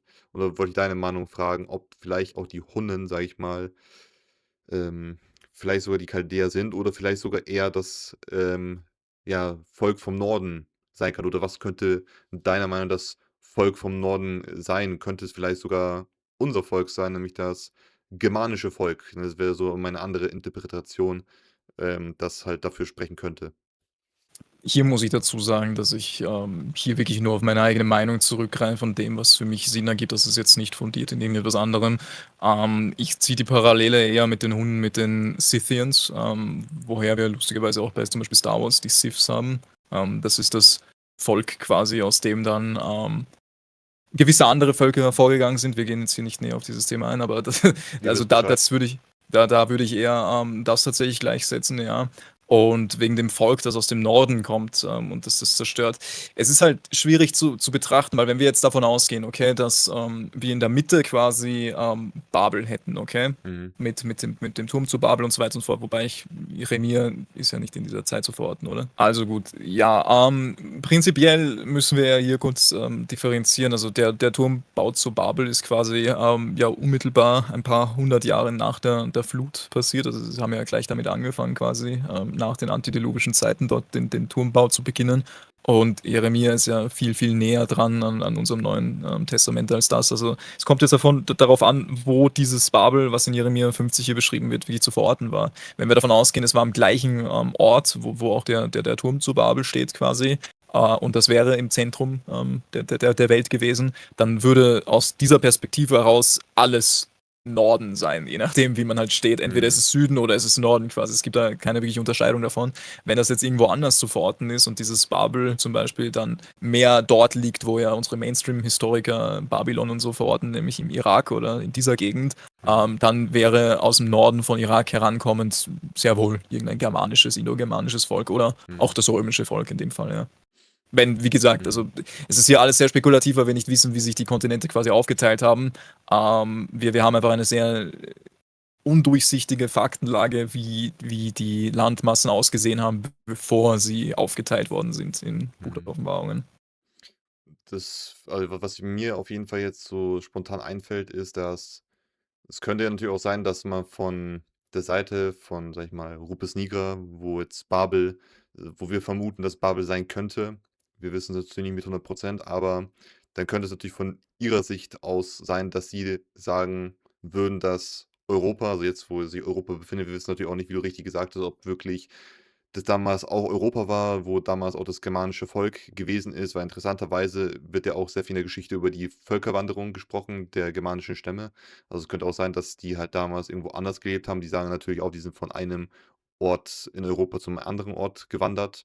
Aber was wäre, wenn sie wirklich über die ganze bekannte Erde damals gewandert sind und, sage ich mal, dann erst jetzt in diesem heutigen Europa angekommen sind oder wie auch immer. Aber auf jeden Fall könnte es natürlich auch sein, dass halt eben von Babel aus, sage ich mal, die nordischen Völker, sage ich mal, wirklich mit den germanischen Völkern vielleicht sogar gleichzusetzen sind, weil interessanterweise, wenn wir jetzt die Geschichte auch uns ansehen, sind dann letzten Endes die germanischen Völker dafür verantwortlich, dass das Römische Reich damals gefallen ist. Natürlich wissen wir aber letzten Endes, dass Gott derjenige war, der halt eben das germanische Volk, sage ich mal, siegen gelassen hat, weil auch das germanische Volk damals, sage ich mal, sehr gegen die Römer war, auch von den Römern unterdrückt worden ist oder bekämpft worden ist. Und das nicht nur die germanischen Stämme, sondern auch die Kelten, ja, auch viele andere Völker, die halt im Norden gewesen sind, sich zusammengeschlossen haben zu dieser großen Armee und dann letzten Endes gegen Rom gegangen sind, um halt Rom zu vernichten. Und natürlich, wie wir es auch in der Offenbarung kennen, hat natürlich dann Gott seine Vernichtung auch über Babylon, über Rom in Form von Erdbeben, Feuer und Blut gezeigt. Und deswegen, es gibt da schon auf jeden Fall viele Parallelen auch zu der heutigen Geschichte. Und ja, ich möchte auf jeden Fall da jetzt ein bisschen weiterkommen und das mal vorlesen, was weiterhin in Jeremia 50 steht, nämlich von Kapitel 8 ähm, bis 16, also, nee, also vom Vers 8 bis 16. Flieht aus Babel und zieht aus der Chaldäer Lande und macht's wie die Böcke vor der Herde. Denn siehe, ich will Völker in großen Scharen erwecken und aus dem Lande des Nordens gegen Babel heranführen. Die sollen sich gegen die Stadt rüsten und sie auch einnehmen. Ihre Pfeile sind wie die eines guten Kriegers, der nicht ohne Beute zurückkehrt. Und da kommt mir halt eben schon dieser Vergleich dazu, dass es vielleicht wirklich die nordischen, die germanischen Stämme sein könnten, die damit jetzt gemeint worden sind, die halt sich gegen die Stadt gerüstet haben und sie auch eingenommen haben, was auch geschichtlich auch erfasst ist, dass Rom von den germanischen Stämmen, auch von König Odoaker, eingenommen worden ist. Und König Odoaker war ein christlicher Germanenfürst oder König, der halt dann wirklich das eingenommen hat und könnte auch König Odoaker eine Art, sage ich mal, ja, eine Interpretation sein für Jesus Christus. Also, dass wir kennen ja immer, dass in der bestimmte geschichtliche Figuren wie zum Beispiel Karl der Große, König Artus oder jetzt, sage ich mal, König Odoaker, sage ich mal, mit Jesus Christus gleichgesetzt werden können, um halt eben das tausendjährige Reich somit zu verstecken oder vor uns zu verbergen. Mhm. Wie siehst du das, Nathaniel? Ja, also ich gehe davon aus, dass zum Ende der Tribulation quasi die Erde wieder eingenommen werden musste und diese Herrschaft unter dem eisernen Zepter von Jesus Christus irgendwie angetreten werden musste. Und ich glaube, ich habe das auch schon mal in einer Episode von mir erwähnt. Ich gehe auch davon aus, dass solche Themen wie der Kreuzzug oder auch generell die Kreuzzüge auch in diese Zeit zu setzen sind, also unmittelbar nach der Zerstörung von Rom, dass man sich dort Jerusalem wieder einverleibt hat. Und es ist dann absolut naheliegend, dass man sagt, man hätte sich auch Rom einverleibt oder das, was übrig war von Rom nach den Mhm. ähm, ja, Tribulationen. Okay. Und dann steht weiter: „Und das Chaldäerland soll ein Raub werden. Alle, die es berauben, sollen satt werden, spricht der Herr. Freut euch nur und rühmt, die ihr mein Erbteil geplündert habt, und hüpft wie die Kälber im Grase und wiehert wie die starken Rosse. Eure Mutter steht in großen Schanden, und die euch geboren hat, ist zum Spott geworden. Siehe, unter den Völkern ist sie die geringste, Wüstür und öde. Denn vor dem Zorn des Herrn wird sie unbewohnt und ganz wüst bleiben, dass alle, die an Babel vorbeiziehen oder vorüberziehen, sich entsetzen werden und spotten über alle ihre Plagen. Stellt euch ringsum gegen Babel auf, alle ihre Bogenschützen. Schießt nach ihr, spart nicht am Feind, denn sie hat wider den Herrn gesündigt. Erhebt das Kriegsgeschrei ringsum, sie hat sich ergeben, ihre Pfeiler sind gefallen, ihre Mauern sind abgebrochen. Denn so vergilt der Herr. Übt Vergeltung an Babel, tut ihr, wie sie getan hat. Rottet aus von Babel den Seemann und den Schnitter in der Ernte. Vor dem mörderischen Schwert wird sich jeder zu seinem Volk wenden und in sein Land fliehen. Hast du noch dazu irgendwas zu sagen zu diesem, also zu Jeremia Kapitel 50? Nein. Okay. Dann gehen wir weiter mit Jeremia 31, 38 bis 40, und da jetzt mal erwähnt wird das alte Jerusalem und dann letzten Endes das neue Jerusalem, also aufgezeigt. Nämlich, siehe, es kommt die Zeit, spricht der Herr, dass die Stadt für den Herrn wieder gebaut werden wird, vom Turm Hanael an bis ans Ecktor. Und die Messschnur wird weiter geradeaus gehen bis an den Hügel Gareb und sich nach Goa hinwenden. Und das ganze Tal der Leichen und der Asche und die Hänge bis zum Bach Kidron, bis zu der Ecke am Rosttor im Osten, wird dem Herrn heilig sein. Und die Stadt wird niemals mehr eingerissen und abgebrochen werden. Und meiner Meinung nach stellt es eigentlich ganz klar so das dar, was eigentlich schon mit dem alten Jerusalem passiert ist. Es wurde ja umzingelt, es wurde zerstört.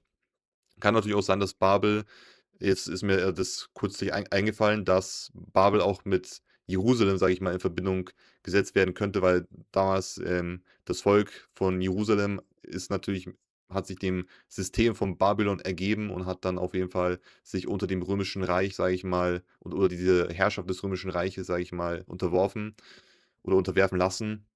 Und es könnte auch noch damit gemeint sein, dass halt, in Jeremia 50 damit auch das Jerusalem gemeint werden könnte oder halt tatsächlich jetzt Rom. Man kann das halt beides auch irgendwie als Gleiches interpretieren oder als irgendwas Unterschiedliches. Man weiß es nicht, man kann da nur wirklich ungefähr sagen, was es sein könnte oder was nicht sein könnte. Jedoch interessanterweise, was hier steht, ist, dass eben das alte Jerusalem bereits gefallen ist, das wieder neu aufgebaut werden muss. Und meiner Meinung nach ist das nicht gleichzuschätzen mit dem Jerusalem, was halt, sage ich mal, ähm was damals vom König Nebukadnezar zerstört worden ist und den Babylonern und dann vom Nehemia und, den zurückgekehrten, sage ich mal, Volk Juda wieder aufgebaut worden ist. Also, dass es wirklich damit gemeint ist, dass Jerusalem, das wirklich dann 70 nach Christus zerstört worden ist von den Römern und die dann letzten Endes wieder die Stadt neu aufgebaut haben, in nämlich das neue Jerusalem, das wo auch hier steht, dass die Stadt wird niemals mehr eingerissen und abgebrochen werden. Und das kann nur meiner Meinung nach das neue Jerusalem sein und nicht das alte Jerusalem damals in dieser Tempelzeit unter dem zweiten Tempel. Und da wollte ich dich fragen, Nathanael, wie stehst du zu diesen bestimmten, Text, also zu Jeremia 31, 38 bis 40? Ich muss ganz ehrlich sein und sagen, dass ich hier mir nicht anmaßen möchte, zu spekulieren oder eine Interpretation zu diesem Thema abzugeben. Ich bin hier nicht so tief in der Materie drin, dass ich das referenzieren könnte. Ich halte eine Theorie dafür, dass es sich hier um das neue Jerusalem schon handelt, für interessant. Wir wissen, dass Jerusalem komplett zerstört worden ist in den Tribulationen. Es ist in drei Teile gebrochen, die große Stadt quasi. Also es ist auseinandergebrochen und dort ist wirklich alles zerstört worden. Nicht nur im Jahre 70 zum Finale des römisch-jüdischen Krieges der Tempel zerstört, sondern wirklich die ganze Stadt wurde dann danach zerstört in diesem Erdbeben, wo quasi sie in drei Teile gebrochen ist. Ob es sich jetzt da um Jerusalem handeln kann, das glaube ich eher weniger, wenn in der Prophezeiung drin steht, dass die Stadt niemals mehr eingerissen und abgebrochen wird. Und wir wissen ja, ein Prophet, der auch nur eine falsche Prophezeiung abgibt, ist ein falscher Prophet. Und ich glaube, Jeremia da, wenn er sagt, über die Stadt, über die er hier spricht, dass sie nicht mehr eingerissen wird und abgebrochen wird. Mhm. das hast du gut gesagt. Ich denke, damit belassen wir es. Wenn wir jetzt halt nichts Neues dazu finden und der Heilige Geist uns nicht dazu hinführt, dann sagen wir nichts Festes oder wir sehen es auch nicht als Fakt an, sondern wir spekulieren hier nur oder versuchen nur die Wahrheit rauszufinden. Deswegen finde ich gut, was du gesagt hast, Nathaniel. Und damit machen wir auf jeden Fall jetzt mit der nächsten Folie weiter. Und hier sehen wir nochmal den Vergleich zum alten Jerusalem und dem neuen Jerusalem. Und dass eigentlich das alte Jerusalem, ja, wie du schon richtig gesagt hast, Nathaniel, komplett vernichtet worden ist und das neue Jerusalem wurde eigentlich da drauf gebaut. Und was mich da interessiert mit dem neuen Jerusalem, denkst du, dass Jerusalem, weil es wird ja auch als himmlische Jerusalem bezeichnet, das neue Jerusalem. Mhm. Denkst du, dass das neue Jerusalem auch emporsteigen kann? Also, weil es wird ja auch in Offenbarung 21 beschrieben, dass das halt Ich, runterkommt. gl- ich, ich glaube gar nicht, dass Jerusalem schon hier ist. Also ich glaube, dass das neue Mhm. Jerusalem zum Zeiten des tausendjährigen Reichs sich angenähert hat und quasi in die Nähe von uns gekommen ist und das Lager der Heiligen quasi das beschreibt, die Siedlungen, die um das neue Jerusalem herum gebaut worden sind. Ich glaube, dass die Heiligen, die ja wieder zum Leben erweckt wurden, quasi freie Passage hatten nach Neu-Jerusalem und raus vor Neu-Jerusalem und dass die ganze Architektur, die wir sehen im tausendjährigen Reich, von der Architektur im Neu-Jerusalem inspiriert war. Mhm. Und ich glaube auch, dass die Menschen, die noch in ihren fehlerhaften Fleischeskörpern waren, in ihren korrumpierten Körpern, dass die Stadt nicht einmal erblicken konnten. Ich glaube, dass die sich nur unten im Lager der Heiligen befunden haben. Gibt es eine interessante Parallele tatsächlich zu einem relativ nischigen Anime. Mhm. Das ist ein Buch, das nennt sich Alita Battle Angel. Und Mhm. da wird auch beschrieben, dass es quasi eine schwebende Stadt gibt namens Salem. Lustig, Ah. weil Jerusalem, ja. Mhm. Und dass darunter quasi die Menschen leben und von dieser Stadt da oben ernährt werden und quasi sich alle nur noch erhoffen, in diese Stadt nach oben zurückzukehren. Also ich glaube nicht, dass das neue Jerusalem irgendetwas Irdisches ist. Das wird es auch wahrscheinlich in dieser Form nie sein, weil wir ja wissen aus Offenbarung, dass Erde und Himmel weichen werden und ein neuer Himmel und eine neue Erde erschaffen werden. Aber Neu-Jerusalem wird wahrscheinlich erst dann auf die Erde herabkommen können, wenn sämtliche Verunreinigungen und sämtliche Korruption von der Erde beseitigt ist. Ich glaube nicht, dass die heilige Stadt Gottes, in der quasi Gott lebt und in der Mitte mit uns dort leben wird, diese Erde berühren kann. Weil wir wissen ja auch, dass Gott nicht in der Nähe von irgendeiner Korruption sein möchte. Ich will nicht Mhm. sagen, sein kann, weil Gott kann alles, was er will. Mhm. Aber wir wissen es ja auch auf der Art und Weise, wie damals das Lager der Israeliten aufgebaut war. Wir wissen es, Mhm. wie der Tempel aufgebaut war. Da gibt es eine klare Abgrenzung zum sündigen Außenhof. Mhm. Und ich würde das wirklich tatsächlich mit dem Tempel gleichsetzen am Ende des Tages. Wir haben das Allerheiligste, das ist Neu-Jerusalem.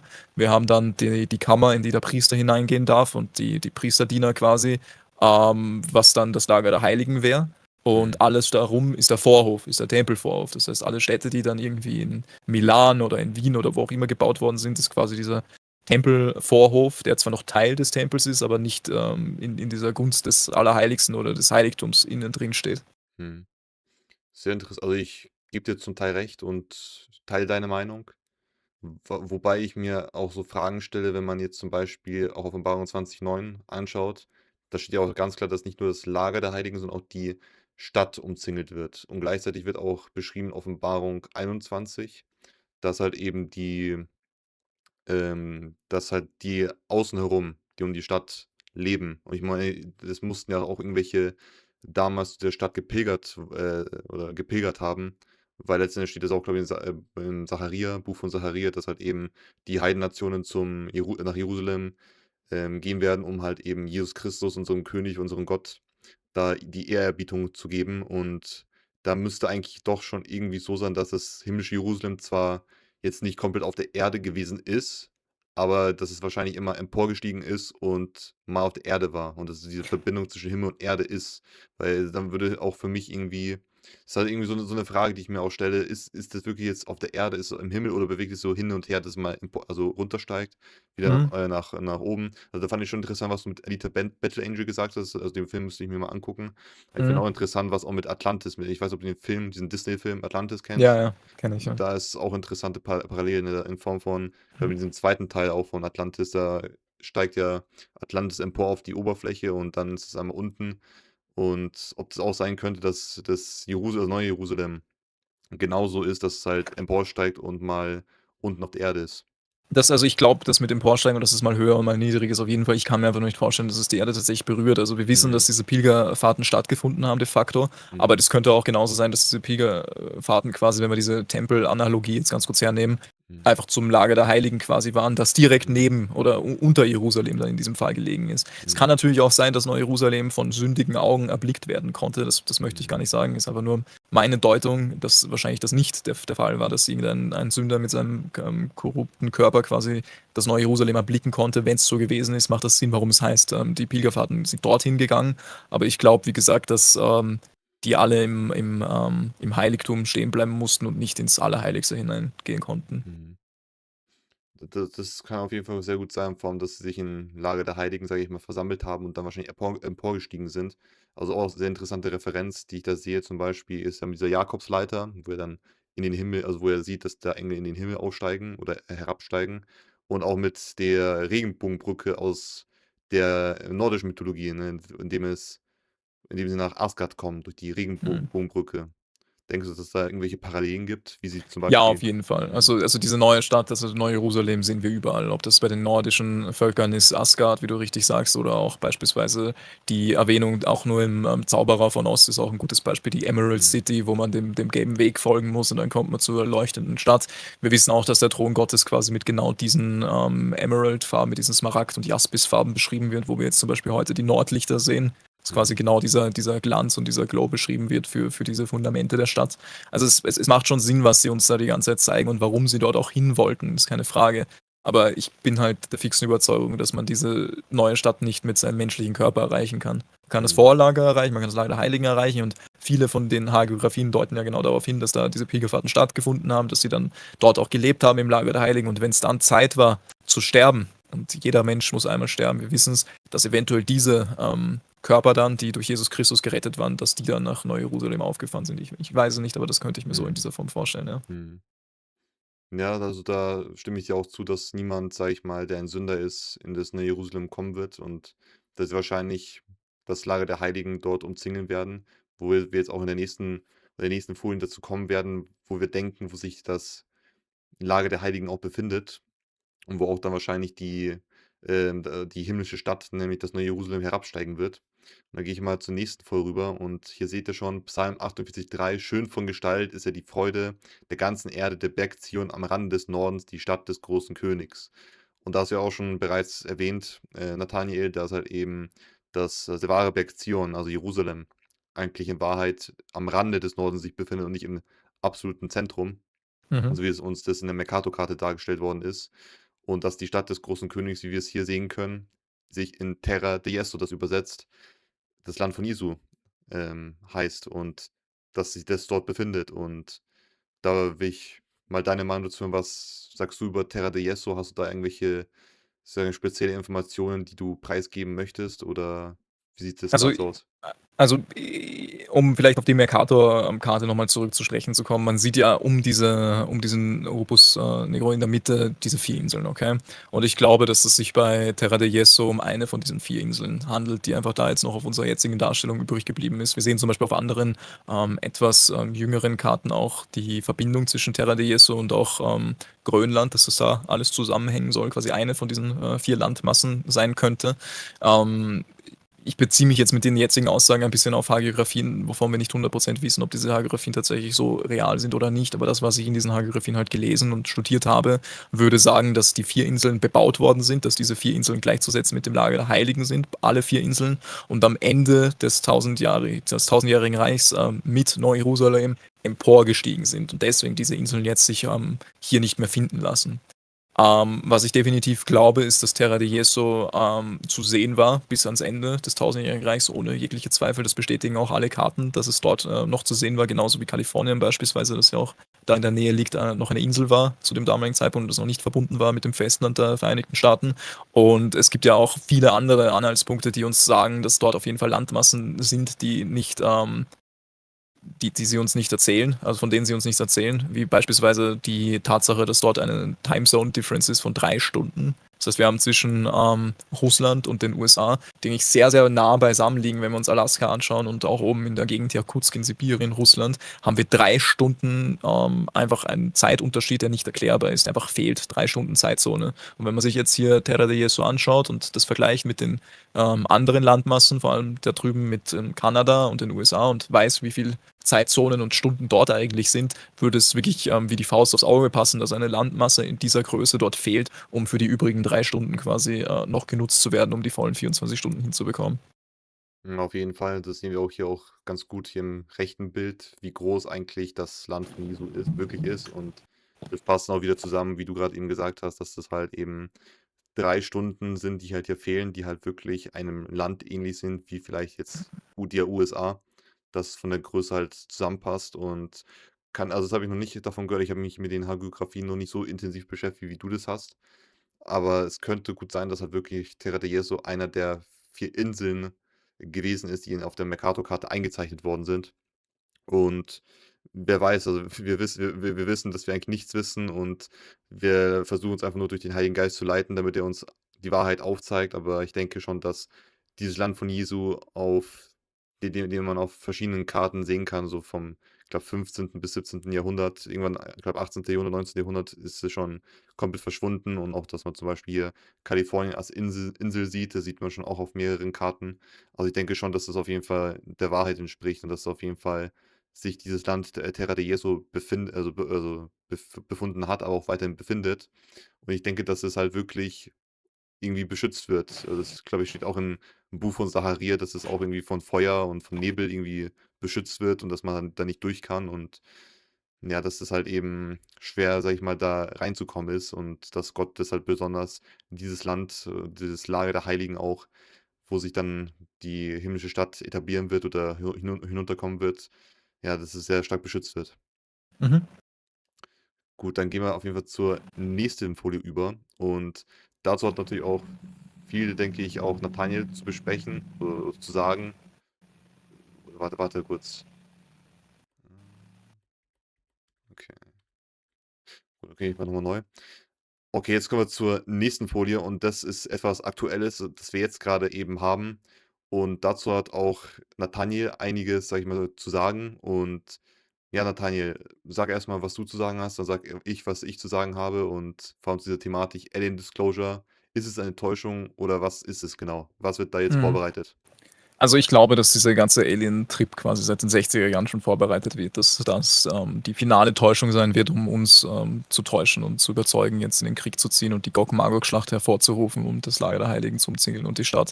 Und ich glaube, dass diese Täuschung uns in Popkultur, wenn das jetzt Avengers Endgame beispielsweise ist oder auch Independence Day, quasi in die Wiege gelegt wird mit, es kommt ein großes Mutterschiff und die Erde muss alle Differenzen beiseite legen und wir müssen uns jetzt gegen die extraterrestrische Bedrohung quasi vereinigen und dann dort kämpfen. Ich glaube, dass es bewusst ist, dass sie 4 verschiedene Typen dort nennen, dass man dort diese Mantis, Grey Types, Reptilian Types und Nordics hat. Ich glaube, dass es sich aber hier nicht um irgendeine Disclosure in Form von, oh, guck mal, es gibt diese 4 verschiedenen und manche davon sind gut, manche davon sind böse handelt.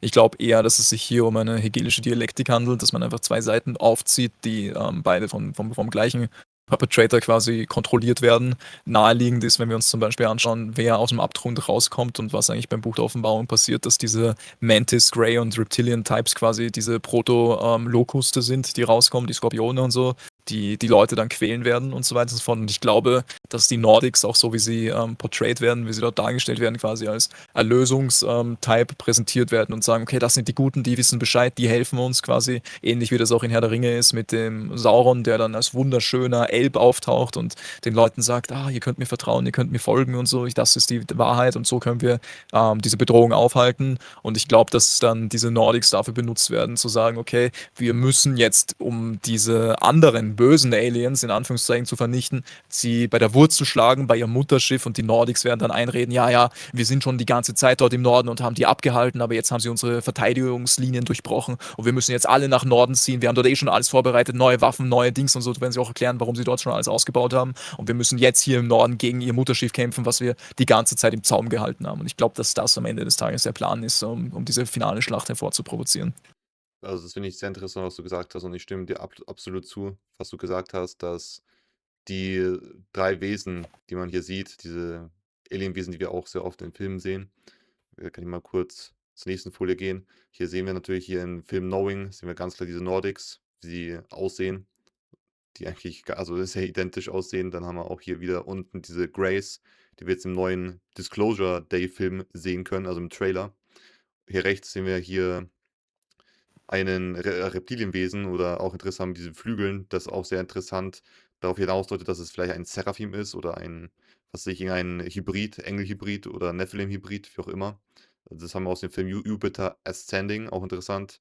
Ne, du steigst auf zum Jupiter, also zum Jupiter ist ja in der römischen Mythologie, also beziehungsweise in der griechischen Mythologie der Zeus, und Zeus interessanterweise hat in Pergamon geherrscht, das war sein Thron dort, und das wird auch in der Offenbarung erwähnt, dass dort halt eben auch Satan geherrscht hat. Also kann man auch Zeus mit Satan gleichsetzen, und auch sehr interessant wieder der Filmtitel. Und hier oben sehen wir natürlich ein Insektenwesen, das halt eben aus dem Film Aliens, da es auf jeden Fall auch ähnlich diesen Mantis-Alien da so gleichzusetzen ist. Und ich denke auch, diese 3 Aliens werden als die Bösen dargestellt, ne? Das haben wir in verschiedensten alternativen Medien, wird es immer aufgezeigt, die Reptiloiden oder was auch immer. Das ist auch natürlich von David Icke, der meiner Meinung nach auch einer vom System ist. Der versucht, die Menschen da zu täuschen, auch mit der New Age und wie auch immer, damit dann die Menschen dann alle zu den Nordics überlaufen, wie du halt eben gesagt hast, die halt so diese Lichtwesen dargestellt werden oder diese guten Wesen, diese galaktische Föderation oder wie auch immer man sie nennt, dass die halt dann kommen wird und sie retten wird, was auch in der New Age steht, also von den Schriften von Alice Bailey, wo sie halt dann ganz klar sagt, dass diese Meister, ne, diese Meister kommen werden und, sage ich mal, die Menschen erlösen werden und ihnen alles zeigen werden, was dann zu einer Utopie führen wird, wo dann halt alle, sage ich mal, das Christentum aufgeben werden, um halt diese neue Weltreligion anzunehmen, das halt eben diese luziferische New Age-Religion sein wird. Und das würde dazu passen, dass wirklich der nächste Schritt wirklich ist, erstmal, dass man diese Wesen da zeigt, diese Greys, diese Reptiliden oder diese Mantis, Alien-Figuren, damit die halt wirklich emporkommen. Die werden wahrscheinlich dann immer mehr im Fernsehen zu sehen sein, sodass dann für die Menschen das irgendwie absolut normal sein wird, aber oder auch nicht. Je nachdem, es wird ja auch davon gesprochen, dass sehr viele Menschen wahnsinnig werden und sehr viele Menschen in Panik geraten werden. Und dann könnte es natürlich sein, dass halt diese Nordics kommen und dann diese Menschheit erretten werden.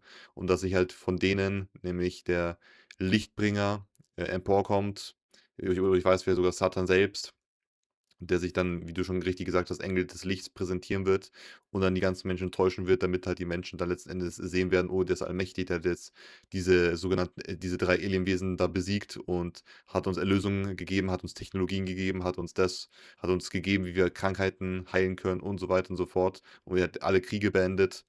Und dann wird er uns halt versammeln und sagen: „Ah, da kommt jetzt ein Mutterschiff und wird versuchen, uns letzten Endes, ja, anzugreifen, zu zerstören. Wir müssen uns vereinen, so wie damals Ronald Reagan gesagt hat in seiner Rede, ich glaube 1987 war das, wo er zu den ganzen Nationen gesprochen hat, dass wir uns dann irgendwann vereinen werden müssen gegen eine Alien-Invasion. Und das könnte natürlich sein, dass halt eben das himmlische Jerusalem damit gemeint ist, mit der sogenannten Alien-Invasion. Mhm.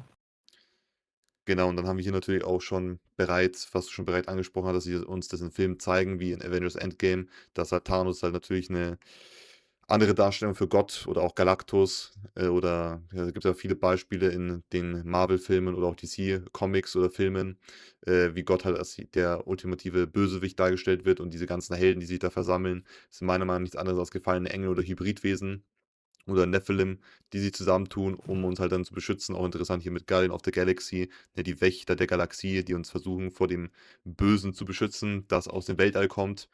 Und da hat man sehr viele Parallelen, die du auch schon erwähnt hast, Nathaniel. Und das ist schon echt sehr interessant, wie sehr man uns darauf programmiert, damit wir darauf vorbereitet sind, dass diejenigen, das sind wahrscheinlich die Nordics, oder was sagst du dazu? Weil es ist interessant hier mit dem Stern, ne, von Captain America, das erinnert mich auch irgendwie oder setzt für mich in Verbindung mit diesen Nordics. Ja, auf jeden Fall. Also die Nordics werden darauf vorbereitet, dass das die Guten sind. Auch dieser Agatha-Trend, der jetzt irgendwie in der Generation Z und so herumgeht mit dort sind die Guten, diese Vril Society, die wir zum Beispiel auch in einer anderen Epoche unserer Zeit hatten. Wie gesagt, wir gehen darauf nicht näher ein. Also das ist alles die gleiche Vorbereitung, dass dort die Guten sind, dass dort das Wissen ist, dass dort diejenigen sind, die auf uns aufpassen werden. Und es ist auch schon im Namen selber drin. Ich glaube, du hast vorher auf der vorherigen Folie einen Xenomorph gehabt aus Alien. Mhm. Das ist ja auch schon im Namen. Xenos ist halt eine menschliche Spezies mit 2 Armen, mit 2 Beinen, und ein Morph daraus ist halt eine Hybridisierung. Das heißt, diese Dinge Mhm. sagen eigentlich nichts anderes als, ja, das ist ein Nephilim-Wesen, das heißt auch im Namen drin, dass es Mhm. einfach ein Mensch gekreuzt ist mit anderem Blut, halt in dem Fall von Mhm. gefallenen Engeln da drin. Mhm. Also ja, wir werden gegen die Heere der Unterwelt quasi bestehen müssen. Wir werden gegen Satans riesengroße Armee bestehen müssen.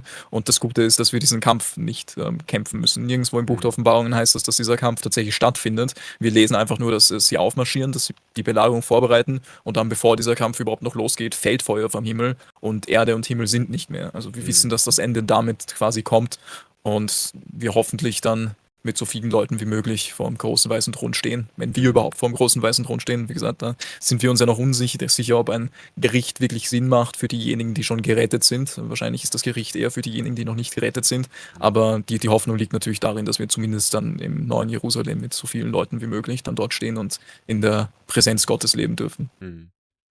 So sieht's aus, so sieht's aus. Und bevor wir dann noch mal kurz zum Ende kommen, will ich noch das auf jeden Fall ansprechen, also in Form von, was im ersten Henoch Kapitel 6 steht. Und sie schworen alle zusammen und banden sich durch gegenseitige Verwünschung dazu. Es waren ihrer im Ganzen 200, die in den Tagen Jareds auf den Gipfel des Berges Hermon herabstiegen. Man nannte den Berg aber Hermon, weil sie auf ihm geschworen und sich durch gegenseitige Verwünschung gebunden hatten. Und ich finde auch sehr interessant, dieser Berg Hermon hat für mich auch sehr viel Verbindung auch zu Hollywood, zu allgemein Los Angeles. Ne, Los Angeles ist das Land der gefallenen Engel, der verlassenen Engel oder wie auch immer man das nennen möchte. Und da gibt es sehr viele Verbindungen dazu, die man halt dazu parallel ziehen kann. Und wo ich auch das auch parallel ziehen kann, ist, dass für mich Los Angeles auch interessanterweise auch Hollywood mit halt vielleicht sogar dem Mordor zusammenzusetzen ist oder irgendwie da eine Parallele herrscht, dass das so sein kann. Und was auf jeden Fall für mich sehr gut möglich ist, dass Isengard aus Herr der Ringe gleichzusetzen ist mit halt eben Turm von Babel oder halt eben mit diesem dunklen Turm oder mit diesem schwarzen Felsen, also den Rupes Nigra. Und da wollte ich dich fragen, Nathaniel, was sagst du dazu mit Berg Hermon, wo der Berg Hermon vielleicht liegen könnte? Genau.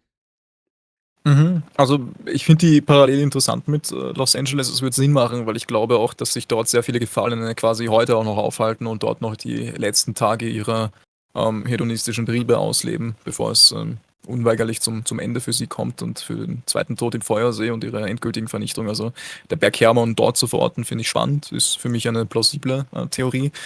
Zum Thema, was du gerade hier offen hast. Ich finde es äußerst interessant, dass quasi der Mount Doom, der Schicksalsberg aus Herr der Ringe, unmittelbar neben Barad-dûr, dem dunklen Turm von Sauron, gezeigt wird. Das löst in mir einfach nur so diese Parallele nochmal auf. Wir wissen aus der Hollywood-Invertierung, das heißt, wir können in vielen Fällen einfach davon ausgehen, wenn sie etwas sagen, was böse ist, dann ist es in Wirklichkeit gut und vice versa. Mhm. Vielleicht ist der Mount Doom ja wirklich der Berg Zion und direkt daneben zeigen sie uns den Turm zur Babel.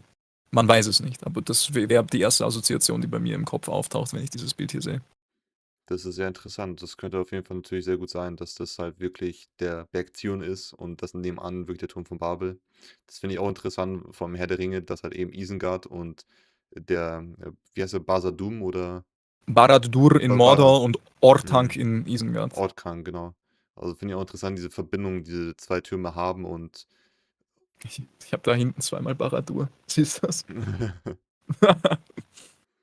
genau, und das ist halt sehr interessant, dass halt eben diese Türme so eine Verbindung haben und ob das vielleicht so auch 2 unterschiedliche Türme gab, weil ich weiß auch von diesem Film „Der dunkle Turm" wird auch von 2 Türmen oder irgendwie sowas in der Art gesprochen. Also, es hat irgendwie eine Verbindung, diese Popkultur mit sogenannten 2 Türmen. Und was ist also das der eine Turm müsste auf jeden Fall Turm von Babel sein. Die andere Frage ist, was ist der andere Turm? Ist es vielleicht sogar irgendein Turm aus der Bibel, den wir halt nicht erkennen, weil ich habe das jetzt, glaube ich, in Jeremia war es in Jeremia 31? Also, was ich davor gelesen habe, da wurde auch ein Turm erwähnt. Und es könnte interessant sein, dass vielleicht sogar tatsächlich dieses Mordor, also der Schicksalsberg und dieser Barad-dûr als was Schlechtes dargestellt werden, obwohl es in Wahrheit eben vielleicht sogar Jerusalem ist und der Berg Zion und halt eben der Orthanc ist halt in Wahrheit der sogenannte Turm von Babel. Ich weiß, man kann da wirklich so viel interpretieren, so viel, ja, spekulieren, aber letzten Endes 100% wird man das wahrscheinlich erst herausfinden, wenn man mit dem Vater, mit Jesus Christus vereint ist, und ich glaube, erst da erfahren wir die wirkliche Wahrheit, was da alles auf sich hat, und darauf freue ich mich schon, diese ganze Geschichte zu erfahren. Und da glaube ich, wenn du eh schon die Ewigkeit hast, mit Jesus Christus zu leben, mit den ganzen Gerechten zu leben, die halt dann eben im neuen Jerusalem versammelt sein werden, dann denke ich halt, wird wahrscheinlich mal 'ne Ewigkeit ausreichen, um all diese Geschichten zu erfahren, die du da erfahren kannst, und darauf freue ich mich schon richtig. Und genau, dann gehen wir auf jeden Fall mit der nächsten Folie, und dazu hat auch der Nathaniel wahrscheinlich bestimmt was aufgeschrieben oder was zu sagen, und da lasse ich mal erstmal der Bühne, oder überlasse ich die Bühne Nathaniel. Mhm. Also, das ist sowieso das, worüber wir eigentlich die ganze Zeit reden. Das ist, wenn wir uns jetzt mal das Buch der Offenbarung wirklich anschauen, quasi the next step, auf den wir die ganze Zeit warten, die letzten 250 Jahre jetzt schon, genau diese Umzingelung, die stattfinden soll. Und das ist quasi der Movie-Trope schlechthin, dass eine große Stadt umzingelt wird und dass dann dort alles angegriffen wird und dann die Vernichtung herrscht. Was ich interessant finde, ist, dass Tolkien hier sich ein bisschen abhebt. Ich meine, die konnten da auch nicht wirklich weg vom Source Material in dieser Hinsicht. Also Hollywood hatte keine Wahl, sie mussten die Weiße Stadt bestehen lassen am Ende des Tages. Aber alle anderen Filme querum zeigen die Zerstörung dieser Stadt. Und das, finde ich, ist die feuchte Fantasie vom Widersacher selber, dass er sich einredet und vor allem auch seinen Schergen einredet, er hätte eine Chance und er könnte gewinnen. In Herr der Ringe ist es vielleicht interessant noch zu erwähnen, dass quasi die Weiße Stadt eigentlich eingenommen wird und sie schon im letzten Ring sind, weil die Stadt ist in 7 Ringen aufgebaut. Und beim 7. Ring sind sie schon und sie wären fast schon oben in der Zitadelle. Und im letzten Moment kommt eigentlich die Rückkehr des Königs quasi, so heißt ja auch der Film, mit Aragorn und der Armee der Toten. Quasi das Totenreich zieht dort her und dann vernichtet das Totenreich die Toten, die ganzen Schergen dort von Sauron. Also sind ein interessantes Ende auf jeden Fall. Ich möchte mir jetzt hier nicht zumaßen, da zu viel hinein zu interpretieren, was das genau bedeutet. Aber interessant ist auch, wenn wir nämlich bei Offenbarung 20,9, wie du es jetzt eh offen hast, weiterlesen, was passiert direkt danach? Naja, direkt danach weichen Himmel und Erde und Mhm. das Totenreich gibt seine Toten heraus und auch das Meer und alles wird, da werden die Toten herausgegeben und dann Mhm. Judgment, dann ist großer weißer Thron. Also da ist eine sehr dringliche Parallele zwischen den Toten, die dann dort auch im Film gezeigt werden und dem, was im Offenbarungsbuch dann Mhm. direkt danach passiert.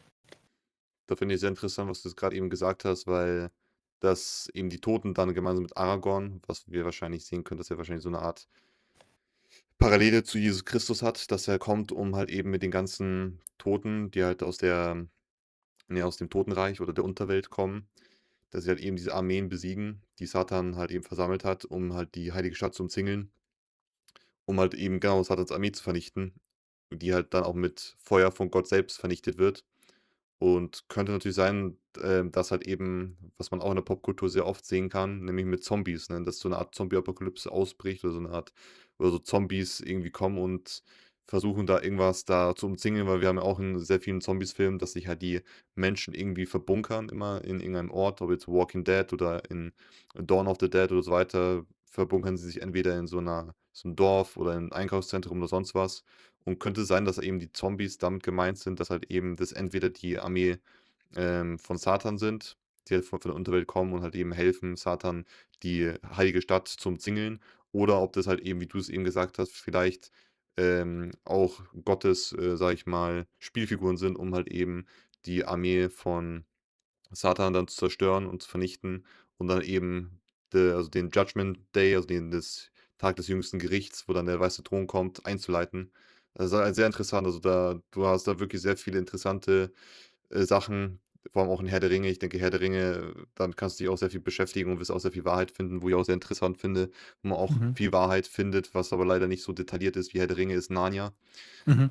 Aber auf eine ganz andere Weise, und ich denke, dass Tolkien und C.S. Lewis, die wussten beide sehr viel und haben halt sehr vieles, sage ich mal, in ihren Büchern dann einfließen lassen, und ich denke, dass beide sehr viel Wissen, hatten, und auch interessanterweise wird auch immer gesprochen, dass, also, Tolkien spricht ja von dem Heiligen Land im Westen und, der C.S. Lewis im Osten, also muss es irgendwo in der Mitte liegen von unserer bekannten Welt, also irgendwo im Zentrum an Rande des Nordens, wie wir es von Psalm 48,3 wissen.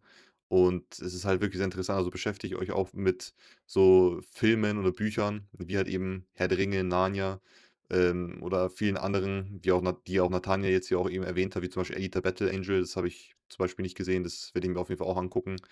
Aber ich denke, dass genau aus solchen Filmen du auch mehr rausziehen kannst. Natürlich muss man da immer sich durch den Heiligen Geist leiten lassen, weil es auch schwierig, sich da verführen zu lassen, zu denken, ah, okay, so muss es sein. Sondern man muss Mhm. immer sehen, dass halt Satan versucht immer zu täuschen, wie du jetzt auch hier gesagt hast mit der weißen Stadt, dass sie sogar fast diese weiße Stadt schon auch erobern und schon kurz davor sind, diese Stadt auch komplett zu vernichten und zu zerstören. Und das ist auch nur der feuchte Traum, wie du richtig gesagt hast, von Satan, dass es halt so kommt. Der verführt halt die ganzen so seine Schergen und seine Armeen, damit die halt wirklich denken, dass sie irgend 'ne Chance haben, wobei wir wissen laut der Offenbarung, dass sie halt eben vernichtet werden.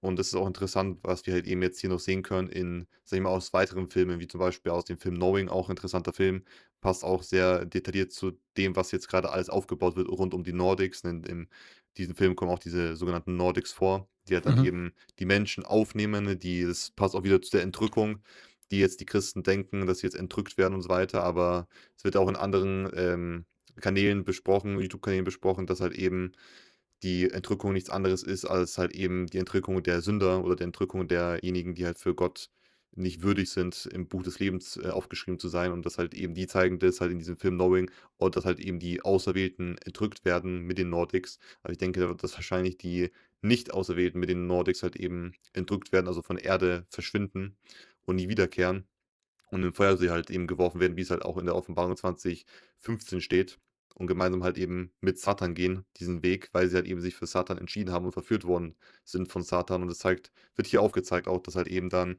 Satan und seine Armeen vom Feuer dann ausgelöscht werden, hier im Film Knowing nochmal. Und dann hier interessanterweise auch mit dem Titel aus dem Film Grönland, mit den hier Feuerkugeln, die vom Himmel kommen. Und auch interessant bezüglich, Film Grönland, da gibt's auch 'ne interessante Szene, wo halt eben der Vater mit seinem Kind und seiner Frau, sage ich mal, in 'nem Bunker fliehen, also nach Grönland wollen sie in 'nen Bunker fliehen und da müssen sie mit einem Flugzeug hin und da fahren sie halt eben über das Land von der USA und kommen dann halt bei dem Vater dieser Frau an, der halt eben gar keine Lust hat, irgendwie zu entfliehen, weil er gesagt hat, er vertraut auf seinen Vater, auf den Schöpfer, dass nichts passieren wird und dass er ihn beschützen wird. Und ich denke, das ist wieder auch so 'n Beweis dafür, dass sie halt den so zeigen: „Ah ja, okay, das ist irgend so ein Verrückter, der will sich nicht in Schutz nehmen und nicht in den Bunker gehen.“ Aber ich denke, genau so wird es bei uns sein, dass wir halt eben im Vertrauen bleiben. Wir sind diejenigen, die eben wirklich dann dieses Vertrauen an unseren Vater haben, dass uns nichts geschehen wird, weil im Psalm steht auch irgendwo, wenn Zehntausende zu deiner Linken oder Tausende zu deiner Rechten fallen, dann wird es dich nicht treffen. Und das, denke ich, wird perfekt auch in diesem Film gezeigt, dass halt eben man versucht uns hier Panik zu machen, indem halt eben die ganze Menschheit ausgerottet wird. Aber ich denke, diejenigen, die halt wirklich beschützt werden, die halt, würdig sind in den Augen von Jesus Christus, unserem Erlöser, dass die halt wirklich auch beschützt werden und dass denen nichts passiert. Und das passt auch dann auch zu der dreitägigen Finsternis laut Alois Illmeyer, dass er halt eben gesagt hat, dass während dieser Zeit, die Menschen zu Hause bleiben müssen und dass sie sich, sage ich mal, beten müssen und wirklich abwarten, bis diese 3 Tage vorüber sind. Ich denke, so könnte es auch sein, dass wir halt eben uns einschließen zu Hause, abwarten, was passiert und dass wir dann auch von unserem Erlöser Jesus Christus dann wirklich zu ihm auf irgendeiner Weise, wie es sein wird, keine Ahnung, aber auf irgendeine Weise zu ihm kommen werden, aber dass wir halt während dieser Zeit, wo das Gericht stattfindet, beschützt werden und uns halt nichts passiert. Und das war ja auch zu den Zeiten der Apokalypse so der Fall, wo halt Jesus Christus wiedergekommen ist. Das ist auch zu der Zeit der Sintflut, wo auch Noah beschützt wird. Und ich denke, so wird es auch wieder sein, dass wir halt auch beschützt werden. Und genau, wie siehst du das, Nathaniel? Ich habe jetzt sehr viel geredet, deswegen. Alles gut. Also, ich persönlich habe da ein bisschen, ich will nicht sagen, eine negativere Sicht auf das Ganze, sondern ich glaube halt einfach, dass, wenn Erde und Himmel nicht mehr sind, dass wir hier unmittelbar weg müssen. Ob Mhm. dieses Weg müssen jetzt in einem Feuerregen endet und wir sterben halt und werden dann unmittelbar direkt, bei Gott in unseren neuen Körpern quasi uns wiederfinden, oder ob das bedeutet, kurz bevor wir sterben müssen, werden wir kurz entrückt und direkt, verändert. Das weiß ich nicht am Ende des Tages. Am Mhm. Ende vertraue ich auf den guten Charakter unseres Herrn und dass unser Vater uns liebt und ich es mir nicht vorstellen kann, dass unser Vater uns für uns vorgesehen hat, dass wir einen brennenden Tod erleiden, bevor wir gerettet werden. Also das ist einfach der Charakter Gottes, den das nicht widerspiegelt. Also meine Hoffnung setze ich zu 100% in den Vater und in die Güte unseres Vaters und ich glaube daran, dass wir, bevor wir einen Feuertod sterben müssen, die Erlösung ohne das finden können. Das denke ich auch. Und auch wenn das so passieren müsste, dann wissen wir, dass der Tod schon besiegt worden ist durch Jesus Christus, dass uns eigentlich im Grunde genommen, wenn wir wirklich Jesus Christus folgen und ihn in unseren Herzen aufnehmen und wirklich das tun, was er von uns wollte, die Wahrheit zu verbreiten, gegenüber unsere Nächsten zu lieben, so wie wir uns selbst lieben würden oder uns behandeln würden. Und wenn wir das Ganze annehmen und auch Jesus Christus in unserem Herzen vollends annehmen, dann denke ich, wird er uns auch beschützen und egal, was jetzt passieren wird, ob jetzt vielleicht das eintritt, was Nathaniel denkt, also dass es vielleicht sogar richtig schlimm sogar werden könnte. Kann sein, kann nicht sein, aber ich denke, dass wir da nicht in der Angst sein müssen, weil Jesus sagt nicht umsonst, 300, glaube ich, 25 Mal oder sogar mehr: „Fürchte dich nicht“, und das sollten wir auch nicht tun. Also, egal, was jetzt passiert, auch egal, was sie uns in diesem Film zeigen, das ist auch wieder die überspitzen das, die zeigen das eigentlich so, damit wir Angst haben, damit wir denken, dass uns das auch betreffen wird. Aber ich denke, dass wir einen Schutz haben, dass wir da wirklich beschützt werden vom Herrn und dass wir da uns auch keine Gedanken machen müssen, was auch mit weil sehr viele haben mich auch gefragt: „Was passiert dann mit meinen Kindern? Was geschieht mit meinen Liebsten?“ Und ich denke, Jesus Christus wird die auch bewahren. Also, wenn die wirklich aus ein reines Herz haben, wenn die wirklich, sage ich mal, Jesus Christus auch in ihrem Herzen tragen, ob bewusst oder unbewusst, das kann ich auch nicht sagen, ob die dann gerettet werden, das weiß nur Gott allein, aber ich denke, dass die auf jeden Fall beschützt werden. Vor allem die Kinder, die Unschuldigen, die werden auf jeden Fall beschützt. Die Kinder, die Waisen, die Witwen, die Armen, die werden da weiterkommen und da braucht man sich auf jeden Fall keine Sorgen zu machen. Das Wichtigste ist einfach, sich nur vorzubereiten und vor allem eine gute Beziehung zu Jesus Christus aufzunehmen, weil, wie wir hier auch sehen können in dem Film „Der Fünfte Welle“, wollen sie versuchen, uns durch viele verschiedene Schreckensszenarien jetzt demnächst in naher Zukunft in Angst und Schrecken zu versetzen, mit den 5 Wellen. Mit der ersten Welle, dass sie ja erst Dunkelheit reinziehen, vielleicht mit einem Blackout, dass halt eben nichts mehr funktioniert oder so und dann gehen komplett alle in das Chaos rüber. Dann kommt halt dann die volle Zerstörung in Form von Naturkatastrophen und Sonstigen, die dann über uns herkommen könnten. Und dann natürlich die dritte Welle mit Epidemien, mit Krankheiten, die sie aussetzen werden, wie wir jetzt schon langsam sehen mit dem Hantavirus, Ebola-Virus oder Vogelgrippe oder was auch immer, was sie sich da einfallen lassen, das jetzt langsam so, sage ich mal, aufgebaut wird. Und dann mit der vierten Welle, mit der Alien-Invasion, wo wir wissen, dass, also laut Werner von Braun, dass es die letzte Karte sein wird, die sie ausspielen werden. Und dann kommt die fünfte Welle und die fünfte Welle wird dann vielleicht so dann das Endgültige sein, diese Schlacht, nämlich die Schlacht von Gog und Magog, wo sie halt eben die Stadt umzingeln werden und dann das Feuer vom Himmel regnen lassen wird, Gott Feuer vom Himmel regnen lassen wird und dann letzten Endes das kommen wird, was wir dann weiterlesen können in Offenbarung 20 und 21 und 22.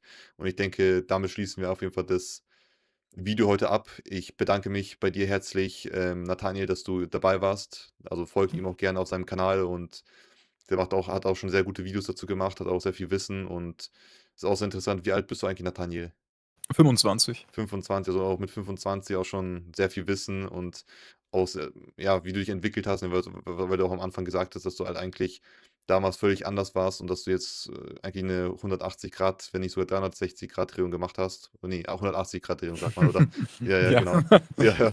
Also, dass du halt da zu Jesus Christus gefunden hast und dass du jetzt versuchst, die Wahrheit zu verbreiten und das ist sehr wichtig und das sollten wir jeder soll es tun, jeder auf seine eigene Art und Weise. Wir machen das jetzt über Social Media. Andere können das genauso über Social Media machen oder halt spricht es an, egal wo ihr seid, auf der Arbeit. Ist natürlich so, dass es natürlich, da gar keinen Stress gibt, aber so halt eben, dass die Menschen das irgendwie verstehen können und dass sie zu Jesus Christus zurückfinden, weil das ist jetzt wichtiger denn je, dass alle zu Jesus Christus zurückfinden. Jesus Christus ist der Weg, die Wahrheit und das Leben. Niemand kommt zum Vater außer durch Jesus Christus. Deswegen ist es am allerwichtigsten, sich vom Heiligen Geist führen zu lassen und auf jeden Fall das Wort Gottes zu verbreiten, damit wirklich so viele Menschenseelen erlöst werden, wie nur möglich. Und das versuchen wir auch zu tun. Also Nathaniel, auch David, also Lionheart, mit dem ich auch noch ein Video aufnehmen werde jetzt demnächst und auch ich selbst, dass wir versuchen, da auf jeden Fall so viele Menschen wie nur möglich zu erreichen, damit halt so viele wie möglich erlöst werden können. Genau, danke nochmal, Nathaniel. Und hast du noch Sehr, sehr abschließende gerne. Worte? Ich möchte nur kurz am Ende noch klarstellen, ich habe gar nichts gemacht. Das hat alles Christus durch mich gemacht. Ich habe keine Veränderung gemacht. Christus hat mich verändert und ich bin unendlich dankbar dafür. Danke, danke an meinen Gott und danke an meinen Vater. Abschließend für euch alle vielen lieben Dank, dass ihr euch das bis zum Ende angeschaut habt. Es ist ja doch eine längere Episode jetzt geworden. Also von daher passt gut auf euch auf. Gottes Liebe, Gottes Segen auf all euren Wegen und mich würde es freuen, wenn wir uns bald wiedersehen. Bis bald. Genau, bis bald. Ciao.